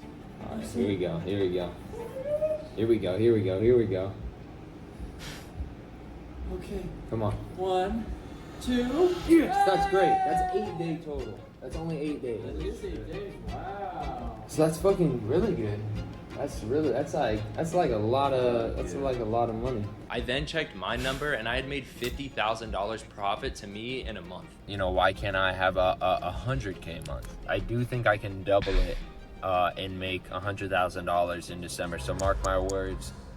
In the next few months, we scaled to over 200 creators and made $1.2 million in December alone. In that month, I made $200,000 profit to myself, which was double what I was hoping for in my big goal. My friends were also making money, buying cars, paying off their college debt, and I just moved into my dream apartment. I was just a couple months away from hitting that goal that I set out on. It still hasn't hit me, you know, even if this all ends tomorrow. I made my friends a bunch of money. I personally made a bunch of money. The resume was insane. This was probably the happiest year of my entire life, but not long after, my world would come crashing down. Since we scaled so fast, we ended up putting a lot of trust into the creators that we personally brought on. Until one day we saw a violation come in, and it was Andrew Tate with boobs. I swear. And another one with weird soap on his face. That one violation triggered a deeper audit across our entire network. Snapchat started reviewing everything, and once they looked under the hood, they started to see a few other creators that were doing the exact same thing. So we stood out. We immediately started to fix it, but by that point, it was too late, and Snapchat made the tough decision and terminated the entire network. Everything that I worked for, all the sacrifice, all the hours in front of the computer, bro. Since graduating high school. I have $0 in income, and I'm gonna get it back. I have around 700K, and I'm 21 years old. But to make matters worse, that exact creator mailed me a framed picture of the exact thumbnail that lost me millions of dollars. It says, "Give a man a fish, and you'll feed him for a day." Oh my god. There's no way. I'm sorry, brother. There's no way. There's no way the creator who fucked this whole company sent him the thumbnail that got him fucked. Give a man a fish, and you'll feed him for a lifetime. In hindsight, I should have scaled slower and been super strict on quality control, because just one thumbnail could cause big issues. So that wasn't a completely undeserved outcome, but it definitely was harsh. I ended up going back to my parents' house, didn't talk to anyone, didn't work. I just doom scrolled for 2 weeks straight. And unfortunately, it was looking pretty cooked to hit my goal for hitting 1 million by 21. But you can't make this shit up, because what I thought was the worst thing that could have happened to me ended up being the best. And I know it's cliche, but you'll see. One day in one of my 8 doom scrolling sessions, I came across a TikTok. Look at this, bro. Monthly payouts. Is that clicks? That's clicks. Oh my god. And 50K! It was a payout chart showing Fortnite map creators making millions of dollars in a month. This obviously sparked my interest, so I started plotting a little bit. I ended up cold DMing this guy named Luke, who had made a lot of money on Snapchat and was an ex-Fortnite YouTuber, so I figured he would be good for marketing maps. I reached out to him and I said, "How are your Fortnite maps doing?" He had no idea what I was talking about, but then saw the payouts and was freaking out, and I told him I had devs ready to go. I had no devs. The next day, we were in a Discord call for 12 hours straight. Neither of us had a single clue how to build maps, but we didn't care. We just started spam DMing every Discord server that had developers in it, and then we got our accounts banned. So then we made alt accounts and continued to spam. Eventually, we found somebody that would make the map we wanted for $300. It was basically just this zombie survival game that we put a Mr. Beast thumbnail on, and we posted it. That next day, we wake up, and it has 11,500 players live, and it's top 10 in the world. We ended up making this clone of a gun game map that I was addicted to, and put a new thumbnail with a new weapon that they just added to the game. We went to sleep, woke up, and it had 5,000 players live. And when the payments came in, we had made $520,000 in 2 months off a $300 investment. I had just lost everything, And now we're back 2 months later. And ladies and gentlemen, the moment we've all been waiting for, 3 years of build up, dropping out of college, everything in my fucking soul to make it happen. Oh shit, yo, my audio just disconnected. And the moment we've all Okay, been there we waiting go. for, 3 years of build up, dropping out of college, everything in my fucking soul to make it happen, we crossed the $1 million mark. Look around you. Look at this. We created this. This didn't exist before we were here. The biggest insight that I can give you over the past 3 Yo, and you know what's crazy? In this day and age, it's so fucking easy to just like it's so easy to make money off of just anything. You just have to have an idea and execute it. And then like that's what I just love about fucking that's what I just love about the mind. Like as long as you have a good enough idea and you like you can commit to that idea, you can make it happen. And that's what I love about that. That's what I love about these. Is that during this entire process, I was worried that I was not doing enough work to hit the goal. And I told myself, if I ever achieve it, then I would tell the truth and say, you can have overwhelming fear of failure and then still make it work. In fact, it's probably the only reason it will work. Or at least speaking in my case, if I didn't have that feeling of like, holy fuck, am I actually good enough to do this? I don't think I would have ended up here. So if you're feeling self-doubt about if you are feeling enough self-doubt because Dean says that he was feeling self-doubt, then good, you know? And that's just kind of the story of my life that keeps pushing me up this hill where I look back, I'm like, dang. Subscribe to Dink Johnson. W video, bro. W video, W creator, bro. I fuck with that. I fuck with that. I think that's 100% cool. That's really fucking cool. Yeah, that's why I keep going, bro. I eventually do. I really want to blow up, and then like I want to make more financial content and react to more financial content also, because like I want to become a millionaire and like reach my goals and all that stuff, and like it's videos like these and stories like these that just fucking keep me going some days. But yeah, that's a W video. Shit, did my shit? Oh, my shit froze. My shit froze. God damn it. Hold on. Damn, bro. Deactivate. Activate. Let's see. Alright, we should be good.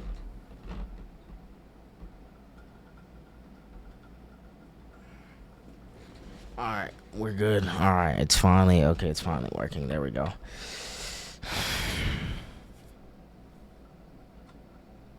Let's see. I low-key do fuck with this video. How young people actually make money on social media. These are 8 proven methods that you could run to make money on social media, and I got insider info from people who are actually successful in each one of these businesses, and not one person in this video sells a course. Nah, but some of those courses are lies. I feel like some of those courses are just fucking ChatGPT and just straight bullshit. I would know.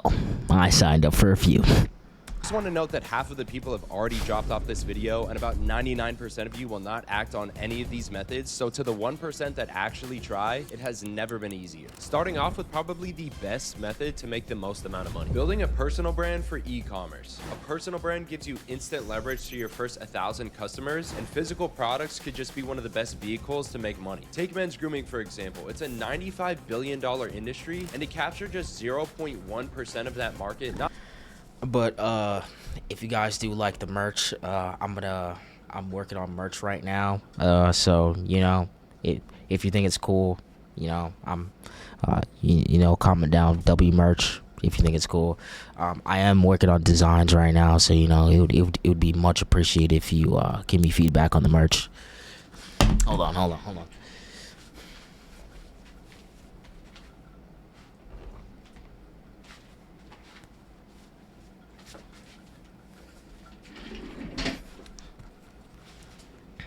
0.1% means basically $100 million.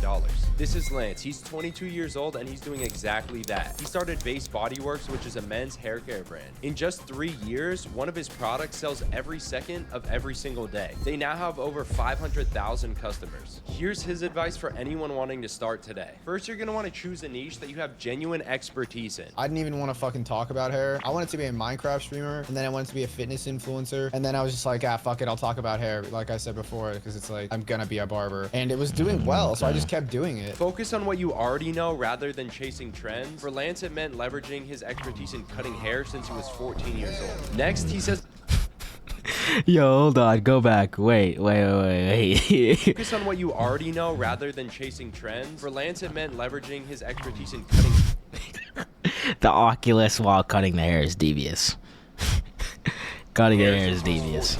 I mean the fucking Apple Vision Pro. That is devious. Content that both educates and entertains at the same time because it's the best way to build trust with an audience. I basically didn't make money for 2 years, and I was just providing value, and a lot of it was repetitive, but again, it's short form content. People don't even remember what they scrolled 10 minutes ago. So you just need to provide value. I was providing a bunch of value. People were trusting me with everything hair related. So basically create content that solves a specific problem for your core audience. For Lance, giving people tips on how to style their hair and what products to avoid, he established himself as one of the most trusted people in the men's hair space. The biggest part of that was him just continuing to post consistently for a long time. I basically never missed a day in the past like 3 years because I fucking enjoy this shit. So that's the other thing. It's like find your niche on something you actually enjoy. Otherwise, you're literally not gonna stick to it. When you have the lows, you're not pulling views, you're gonna get in your head and it's over, bro. You're gonna give up. This is one of the hardest parts because you need to avoid shiny object syndrome and actually stick to the core thing that you're doing while you're not really making money. Lance stayed truly focused on just his niche. And I would get so like, I would actually get a little bit envious. I'm like, fuck, bro, why are these guys blowing up? How they pass me? They haven't been doing this shit. Like, I've been in the trenches, I'm locked in, and then irrelevant. 6 months later, irrelevant. Once you've built an audience for yourself, you need to then select a product. You should have some expertise based on the niche that you picked, so you should be able to identify some holes in the market that you can solve. I looked at all the natural brands and I was like, okay, good formula. Why do you have artificial fragrance? Why do you have phenoxyethanol? Why do you have parabens? All these potential irritants. Like, can I just make one without these ingredients and have the formula be super, super clean and super aesthetically pleasing? He then reached out to a bunch of manufacturers to see who could produce his specific formula. Since people already recognized Lance's face when they saw an ad for Base, they were more likely to convert than, say, a brand that had no organic presence. Every single drop, they reinvested profits into more influencer deals and more UGC content, into more paid ads, and into larger inventory. Over time, that's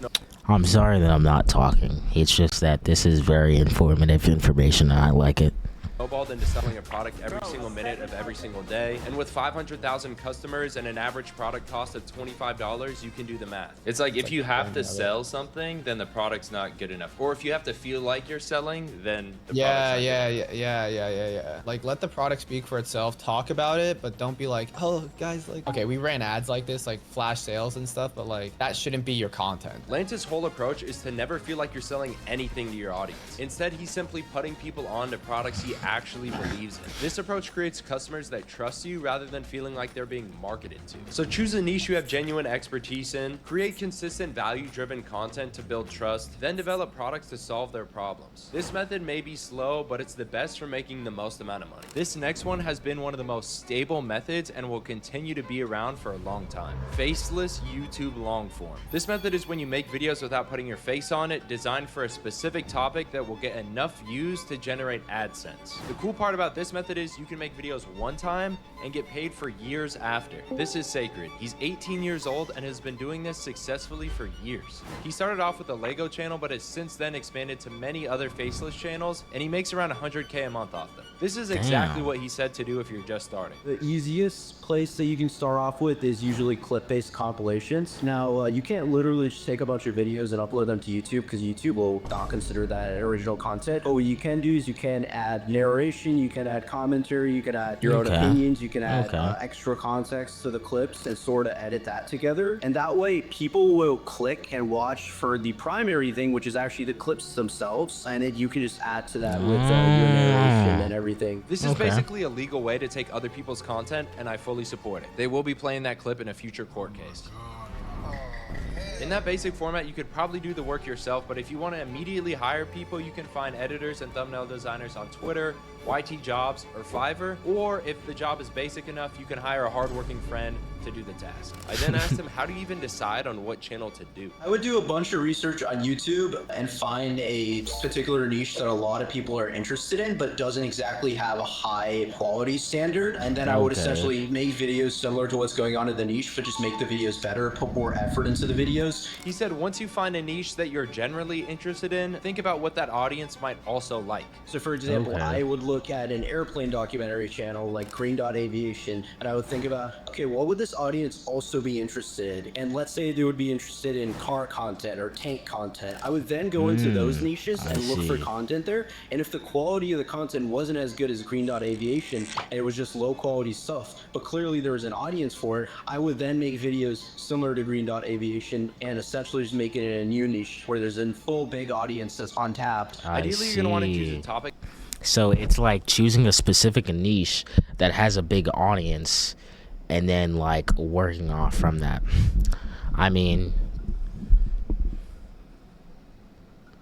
that is hella smart, because my niche is like financial videos, financial content, and then I eventually do want to spread out into other forms of content. So it does make sense, because like when I do make videos, they work, they show results.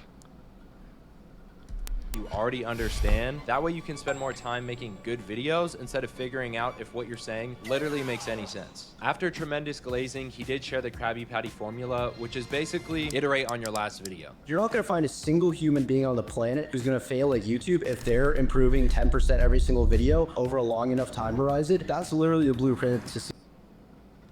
Oh, yo, my audio. The hell? Hold on. Are we good? Is it good? I gotta... After tremendous glazing, he did share the Krabby... Yeah, no, hold on. Yeah, my audio just freaking disconnected. We need to figure that out.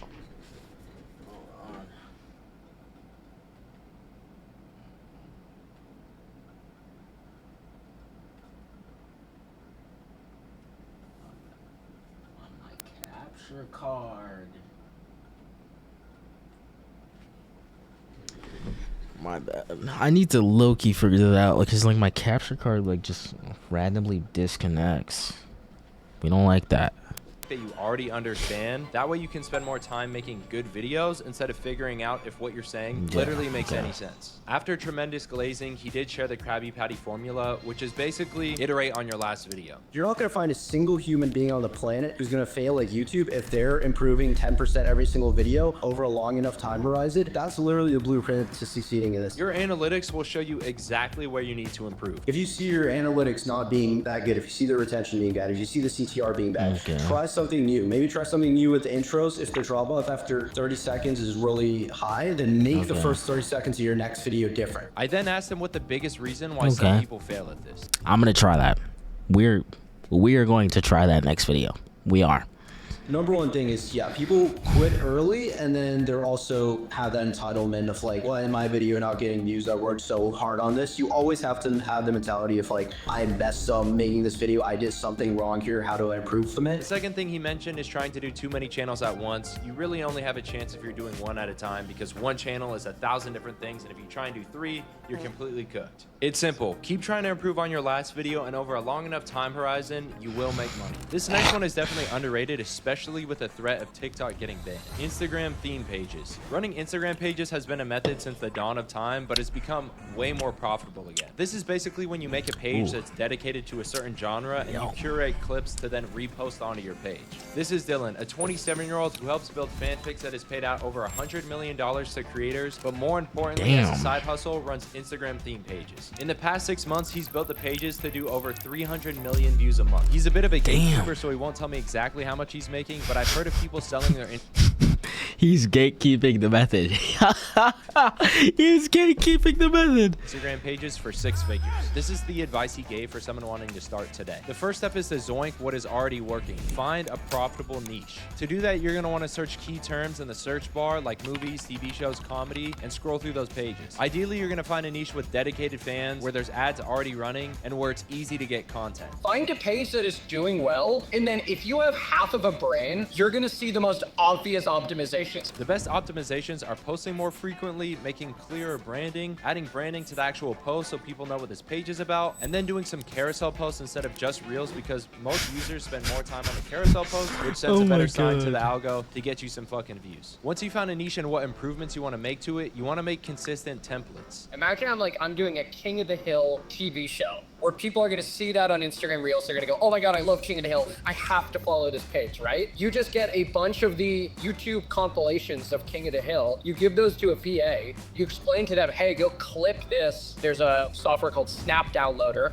which you can then just immediately clip anything from YouTube or Twitter. You can quickly show them, hey, this is where to find the content. And then they post the content, but first they do a Canva template. And that Canva template is gonna have above it something that says like, this page only posts King of the Hill clips. You or a hired VA then post these clips. You can do this whole process on your own, but Dylan does not recommend it. If you are thinking, I'm gonna make a theme page and I'm gonna sit at home and I'm gonna find the content and then I'm gonna post and then I'm gonna engage. No, because like low-key, when you're like making content like that, I mean, of course you can do it on your own, but it's gonna take a lot of work and time. But like if you have a team or a group of people helping you, you can get more done. You can. You are an idiot. That is going to take up so much time. Or instead, if you work with a team of VAs and you give them the tools, the instructions, you will quickly find a super cost-effective method to having them grow everything. You can hire VAs from platforms like Upwork or onlinejobs.ph for like $5 to $6 an hour. He said to create detailed Loom videos explaining each step of the process so they can follow along. He said the more instructions you provide them with, the better. That way you can spend more time on strategy and starting new pages. By far the coolest part about this method is once you have a big page, you can use it to spawn in another. It's not mandatory, but it's a huge growth hack. And it's kind of the reason why you become unstoppable. I mean, it's just a snowball effect. If you can figure out, okay, this page probably has a similar audience and sensibility to this page, then what you start doing is you start collab posting the two. Or you start getting the Instagram stories to start showing the different pages that you know the audience is going to resonate with. The key to making the most money off this, besides choosing the right niche in the first place, is to be patient. Ideally, you have a few pages all built off a similar audience so you can leverage all of them. Imagine what happens when you get one of your pages, somebody reaches out, they go, hey, I'm doing a coaching course. I'd love to make something happen. You go, I bet you didn't know I also run 100 different pages. So let's come up with a way bigger opportunity. The most common ways to make money from ads are from online coaches, e-commerce, watermarking where you put a company's logo in the videos, or everybody's favorite, OnlyFans ads. The biggest way people fail. And you know what's sad about it is he's correct. He's correct. Like literally, if you go on Instagram, like you're guaranteed, I want to say 30 reels. One of them is OnlyFans model. He's not wrong. Because they do OnlyFans ads. This next method is probably one of the easiest on the entire list. YouTube Shorts. This is when you make faceless shorts and get paid from AdSense. Shorts creators can start getting views pretty quickly and start making consistent money after 1 to 2 months. This is Luke. So He's true. 19 and has started 3 separate businesses that have generated him $100K a month profit each. He helped create Slam Dunk, which now has over 500 million views, and since then he's helped a ton of other creators start their shorts channel. The first step in succeeding in shorts is finding a niche that has a high enough view ceiling for you to make money. To find a channel where you can actually be doing like 50 million views a month, there's probably 3 methods. 1, look it up on YouTube and see if there's people that are hitting. 2, train a YouTube Shorts algorithm based on the videos you want to make. 3, look it up on view stats and check the top 100 highest viewed pages. The key is finding a big enough I didn't know market about where you view can apply the stats. zoink into it. Yeah, what the hell? I didn't know about view stats. I knew about I forgot I forgot what it's called, like YouTube stats or whatever it is. This method, which is basically finding what's working already and changing it by 5 to 10% using your own unique style. Once you figured out what your niche is, Luke recommends doing this specific format that's really good for beginners. The main format that I run, and like a lot of people run, like faceless, just doing voiceovers with one word text popping up on screen. That format, when you're like adding your own commentary and your own edits, YouTube determines that it's fair use. So like if you pull 100 million views, you can. And it works. It works. It does work. Cause like since the attention span has gotten so short, it works and you're guaranteed views. And depending on the platform, it's either you do fast pace or slow pace reels.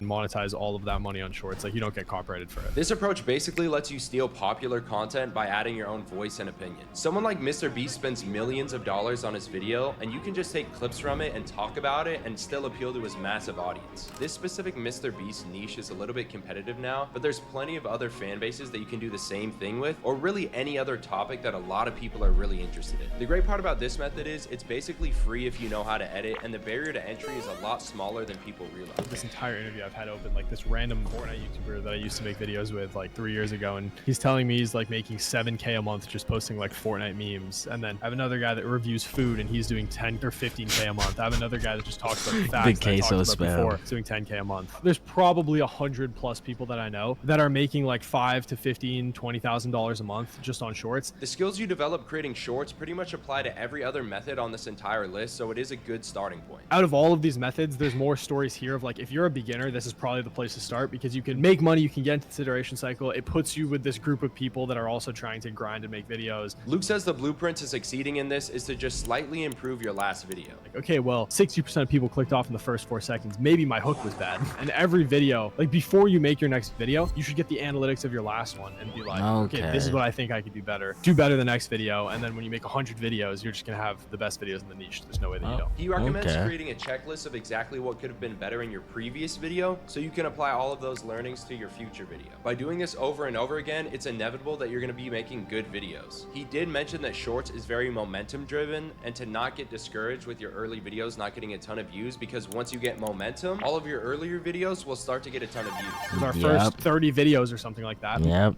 That's where the concept of like once one video blows up, the rest will follow that momentum, because then you'll start generating traffic and revenue. And like that's what's so beautiful about YouTube. It's just passive income. It is. It's like what you would call passive income.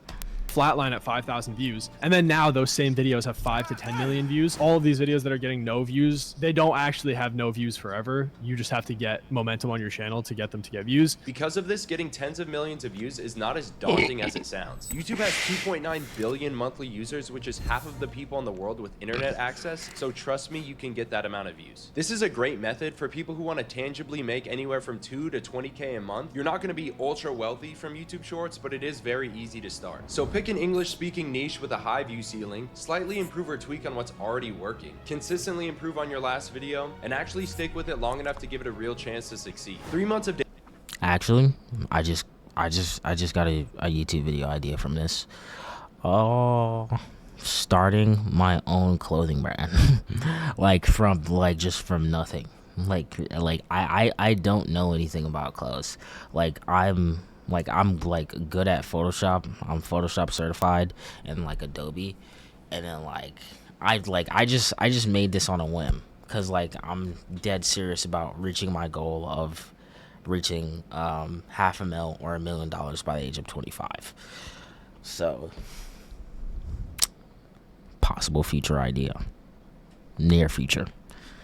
Posting on shorts is either going to net you consistent income or a foundational skill set that you can apply to any business model. This next one is one of my personal favorites, and it's great if you're first starting out. Making TikTok Shop UGC content. This method involves creating videos for products on TikTok Shop that pay you every time you drive a sale. TikTok is pushing the fuck out of these. I swear this is like every other video on my feed right now. The great part about this method is you can post videos that'll continue to pay you months later. This is Kelly. She does this and makes 10 to 15K per month selling products on TikTok. Damn. This is exactly what she said to do if you're just starting. First, you're going to want to choose a product to actually sell. She said to start with something you either already use or have a good understanding of. The more they're trending, the better. I literally started started with products that I have at home. I mean, I'm a girl at the end of the day, and I literally do makeup every day. I do skincare every day, and I do like fashion every day. I genuinely took the easiest thing possible that I actually do in my everyday life and tried to do content based around that. When you're looking for products, you're going to want to find something with a good commission. She usually does things that are about $3.50 and up per sale. Although she did say her first viral video was for a product where she got a $3 commission. She posted it 9 months ago and she still gets sales to this day. Damn. The key here is to create videos targeting very specific pain points that product actually solves. For example, if it's makeup related, she'll target people who usually struggle with products being either too dry or too oily, and then God damn. God damn. Yo, that goddamn, that's an oily boy.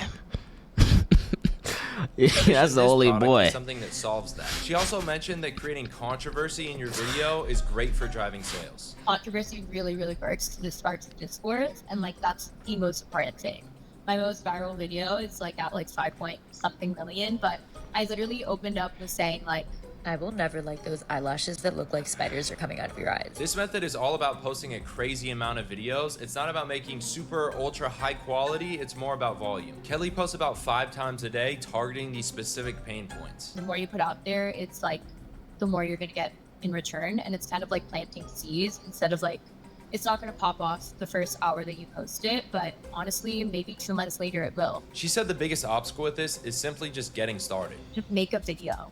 Like, make a video. Everyone wants to be perfect and like make it beautiful and like the most appealing, but honestly, that's not realistic. You have to just make a video, get it out there, and like with analytics and time, you'll learn what works and how to get better. But like, don't analysis paralysis yourself. That's the worst thing to do. Everyone wants instant gratification, but it really is a momentum game. She started in May and didn't get her first sale till mid-July. But ever since then, it's been a snowball effect that continues to grow. So post consistently, target specific pain points, don't be afraid to get in a little controversy, and focus on volume. You're basically creating ads for products in the greatest discovery engine in human history. Damn. And you get That's a paid every time they big-ass put your content in goddamn. front of the right person. This next method a lot of people aren't going to like, but I'm not holding anything back in this video. OnlyFans management. OnlyFans management is a catch-all term for marketing and running a person's OnlyFans account. Whether you OnlyFans management. OnlyFans. All right, dude. Let me chill. Oh my god. Yeah, no, but nah. Me personally, I don't care for that stuff, but it's like you're guaranteed money. Like whether you're managing a OnlyFans model, or if you're running an agency or agency for OnlyFans model, or if you're a model yourself, like it's like I mean, like there's really nothing I can say on that. That's just or not, OnlyFans generates $6.6 billion a year. So there's god damn a year. So like you're guaranteed to get money. Like you're guaranteed to get money. There's a lot of room for people to help others make money with it. I'm not endorsing this business model, but I am going to show it to you. This is Owen, a 22-year-old that is literally an IRL GTA character. He's gained over 20 million subscribers and built an empire behind some of the biggest OnlyFans girls. They made $6 million since the start of this year. So for beginners, that's what I'm talking about. And then like he probably runs, he's probably her manager. Yo, basically damn. two aspects to this business. One is marketing, which basically involves growing that person's Instagram, YouTube, and TikTok. The other is account management, which is the technical side, which is blasting out messages and actually running the account. Believe it or not, the girls are not running the account. You can specialize in either side and eventually... Nope, it's probably their manager or someone who runs their fucking Instagram, some guy from Upwork, Fiverr, or some LinkedIn or some networking site. Literally. Literally. You do both, but the best way is to just start with one. Owen says the hardest part is establishing enough credibility to get your first creator. It's got to be hard if you're trying to do this business model starting from zero. Like the best thing that you can do is like buy an Instagram meme page for $500. You have to have some sort of like validation for yourself as a business. He says in the beginning you're gonna have to fake it till you make it a little bit, so be fully prepared to do everything you can to actually execute, because if you don't do a good job, you're pretty much done. Once you found somebody to work with, you're then gonna need to start the marketing. I asked Owen what people should post. Just copy the best. Nothing's hidden. None of this is private. What social media are they posting on? How many times are they posting per day? What content are they making? Like, just fucking do the exact same thing. He's gotten over 20 million subscribers and he follows the same framework every time. When they decide what videos to film that week, he splits them into 2 categories. What's working now and what's something new that they can test. I'm constantly experimenting with new formats while the current format is still working, so I can rinse and repeat. Like, if something works, I'll do the exact same thing 500,000 fucking times until it stops. Like, until it's rinsed for every single fucking ounce of view that could come out of it, I'm gonna keep doing it. At this point, Owen does everything in-house, and if you have somebody small, you could probably do the messaging yourself. Like, if you are managing an OnlyFans account, all you have to do is, you know, you schedule mass messages and you schedule posts like any other social media, and then you have to have a chatter on the account to do messaging. Like, you could find somebody to do. Yeah, that's where the oh my god, this OnlyFans model that I'm subscribed to, she responded back to me. In actuality, that's just some fucking guy, who works for the OnlyFans model manager, and they're just trying to get money out of your pockets, man. She doesn't like you. I know you spent $50K on the subscription, man, but she doesn't like you. Like, chatting on like jobs.ph, or there's Telegram channels, or like that shit you could find on social media. Like, you could find somebody for a couple $1 an hour to do the chatting. He said the #1 reason why some people fail at this business model is because they treat it like a side hustle. Fuck all the skill set. You can know everything about social media. You could be like literally AI, do everything right. But if you can't get along with somebody, like, I have met everyone I work with, like, I have met their moms, I've gone to people's hometowns, and it was like that from week 2. At the end of the day, God OnlyFans damn. management can make a lot of money, but I would look very deeply into all of the risks associated with it before you jump into it. I'm not liable for what happens next. This next method is capitalizing on one of the biggest opportunities right now in e-commerce: launching products on TikTok Shop. This is either when you drop ship a product or develop your own and drive traffic to it all on TikTok. TikTok is getting so big, they're trying to compete with Amazon and building warehouses all throughout the US. They're a multi-bajillion-dollar company now that wants to win social e-commerce, so when a God damn. And then you know what's crazy? They're probably like paying like big popular creators to come to their platform and then like get more people to get more traffic. That way they can make more money. And like they just pay creators to do that shit. And then like it is a method. Like if you go on TikTok, you're guaranteed like 2-3 fucking just like, oh, there's a soap holder made in China. It's gonna be sold on my Shopify store, my drop shipping store.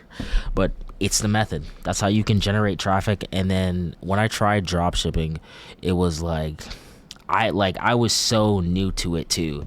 And like I got my store set up, I got all that stuff. I actually want to say like a couple of months or like no, a week or two later, I had people like messaging me, I see your dropshipping store, we can help you generate more traffic to your dropshipping store. And I was like, yo. And then I made my first sale, but I returned it because like I didn't have the I canceled the sale because I didn't have the product and all that stuff ready. And I didn't realize like, yo, in order to start dropshipping, you need money to start it, or like you need to at least have some money to like get the product, or like you need to have place to store the products and all that stuff. Probably new future video ? Probably.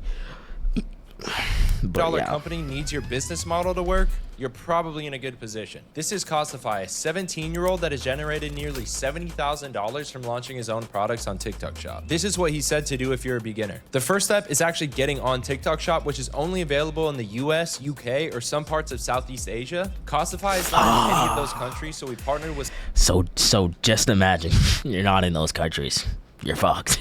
somebody who is, and they have a deal where that person gets a percentage of the revenue. So you should probably make a contract that would really protect you from any loss of funds or any scam like that, and then you can just run it out. That's what I did. Once you have that figured out, you need to then choose a product. He recommends using sites like Fastmoss, where you can see products that are in demand but don't have a lot of competition. I asked him how much money you should invest into your first batch of inventory, and he said this. The first product that I ran up successfully, the one that I covered in my video and got like 70K in sales with, that was the That's what I'm saying, because you have to have money to at least buy the product. Even if you don't have a place to store them, as long as you have money to buy the product or like a warehouse in some place, and then from like once you get to a point, you can start just automating drop shipping, where like once an order comes in, the people at like whatever place you store your shit, they'll like grab it, box it up, and then it'll be good to go, and then they just ship it out to the place, and then your transaction or your money goes through, and like it's like, yo, it's, and then like that's what I'm saying, because like at the time I didn't know that, and then to be honest, if I kept consistent with it, I would have probably like be fucking like successful in drop shipping. I look, you want to try it again. Does drop shipping work in 2025 ? crochet set hamsters, and that product cost me like fucking $5 per pop. You don't even have to order inventory in advance. A thing called Amazon dropshipping to TikTok shop. So you list any products you want, just need to make sure you're listed on Amazon with fast shipping, and then once you start getting orders, you go to Amazon and you fulfill it with Prime delivery and ship it out to the customers that purchased it from you with a markup. Doing this lets you validate the demand before investing a bunch of money in inventory, so it's way less risky. Make sure to look at TikTok shop. I didn't know about because that. If you miss deadlines, you will get violations and they could kick you off. I asked him why the biggest reason why people fail, and he says a lot of people try and do copyrighted products. He even tried to do it and invested $1,400, and his store got taken down in 24 hours and he just lost all the money. So don't do that. Once you have your product figured out, the most important part of this method is having a plan to actually market it. Costify uses his own personal brand to get UGC creators, but if you're starting from scratch, you can use TikTok Shop's affiliate center to get UGC creators, or you can just reach out to a bunch of people manually. I would also be fully ready to make videos yourself just in case. The strategy is to just over incentivize you. Yep, and then that's where the concept comes up in. It's either you make a video of you showing, like, talking about the product and using it, or you can pay someone else to do it, and then that'll help you generate traffic to your drop shipping website or whatever. UGC creators, because they get hit from so many different brands, your commission needs to stand out. Literally 20 to 25% of the revenue to creators, because it's incentivized them like crazy and they really want to make more videos and get more sales. The average, I feel like, is 15. Never gone that low. I always do 20 to 25. He was losing $9 a sale at first because the commission was so high, but it snowballed into 20K profit in one product. So this method basically comes down to picking a product that's in demand but doesn't have a ton of competition and having a good plan to market it. TikTok Shop is promoting the fuck out of anything that has a product in it right now. I can't get them off my page. So if you stick with as many high quality videos as you can create and do volume, you should be successful. In a world where creators are somehow influencing elections, they do need people on their team to help them. This next one is probably the best for living a cool lifestyle. Talent management. Talent management is basically helping creators grow and make money off their platform. This is Thomas, a handsome young man that has been doing this for 6 years already and is behind a lot of the creators you've probably seen before.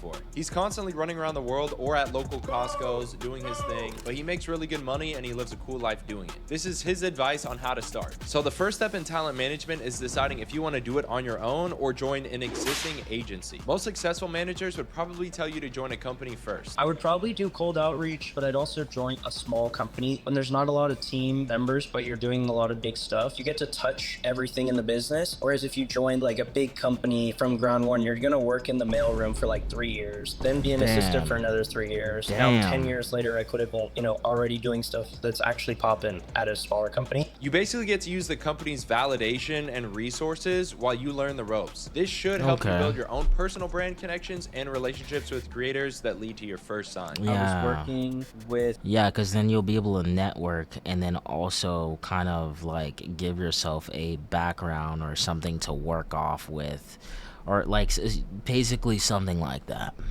a small agency that did a lot of brand deals. Through giving creators deals, you start to see like which talent brands are picking most of, and these creators are getting a lot of brand interest, and maybe the creator doesn't have a manager at the time. It's a kind of an easy combo to be like, yo, can we work more like formally, more together, and like, can I manage you? It could be hard to get your first sign, especially if you're trying to fight for those big existing creators, because they probably already have managers. So the best thing to do is to find new creators. Up and comers, I mean, you just stay on, gotta get your scroll time up. Like, consistent viewership is big. If a creator's just starting out and they have like 50K followers on TikTok, but their videos are each getting like 1 million views each, and they're doing that consistently, like, that's a great sign. At my last company, Fixated, I was doom scrolling on TikTok and came across Sketch when he had 3K subscribers on YouTube. We were then able to sign him before he went on his generational run. I'm not short, I'm not fat, but I'm just as smart, and that's what I'm gonna do. So scrolling TikTok can actually pay off. Thomas explained once you've signed a talent, you should focus on quality over quantity. I rep only like 9 or 10 creators because I want to give them really good service, really good relationship. Some managers out there manage 50 creators, up 200 creators, and they only talk to them when there's a brand deal.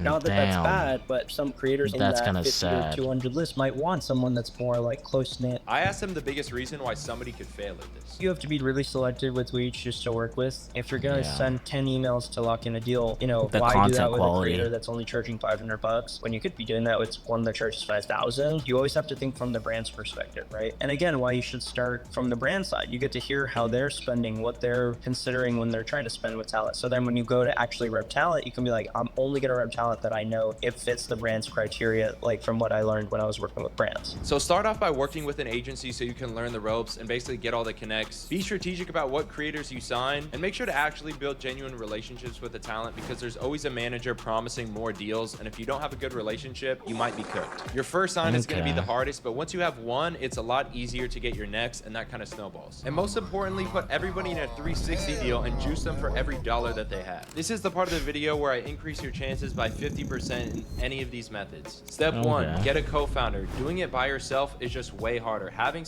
that is a method, because like 2 brains are better than 1.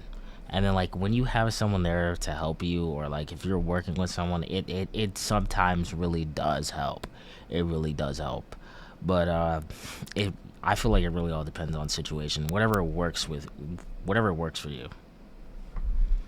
to bounce ideas off of and fail next to allows you guys to share insights with each other, and it makes it so you go 2 times as fast. Step 2, get through the hard part. No method is ever as easy as you think it is, but I promise you the pain of regret is way worse than the pain of actually sticking with it. So at some point, you gotta fucking do it. Whether you're successful or not in any of these, it doesn't matter, because the skill sets you're gonna learn are gonna better set you up for the time where you actually win. The only failure is doing absolutely nothing. Okay. There's new methods spawning in at all times, so if you guys want to stay in the cutting edge of everything that Luke and I are finding in social media for just general ways to make money, we made a newsletter so it's just easier for you guys to get it rather than making the super overproduced video that Alright. That was a really good video. That was a good video. I like that video. We're gonna be ending it here tonight, guys. From now on, I'm gonna start like streaming like every Saturday, or probably every Friday, every week from now on. You know, I'm trying to get with that consistency. Make sure to subscribe to the YouTube, you know, if you're a YouTube turtle. And I'm just going to keep going, keep making the content, keep live streaming. And I hope you guys have a good night, and peace.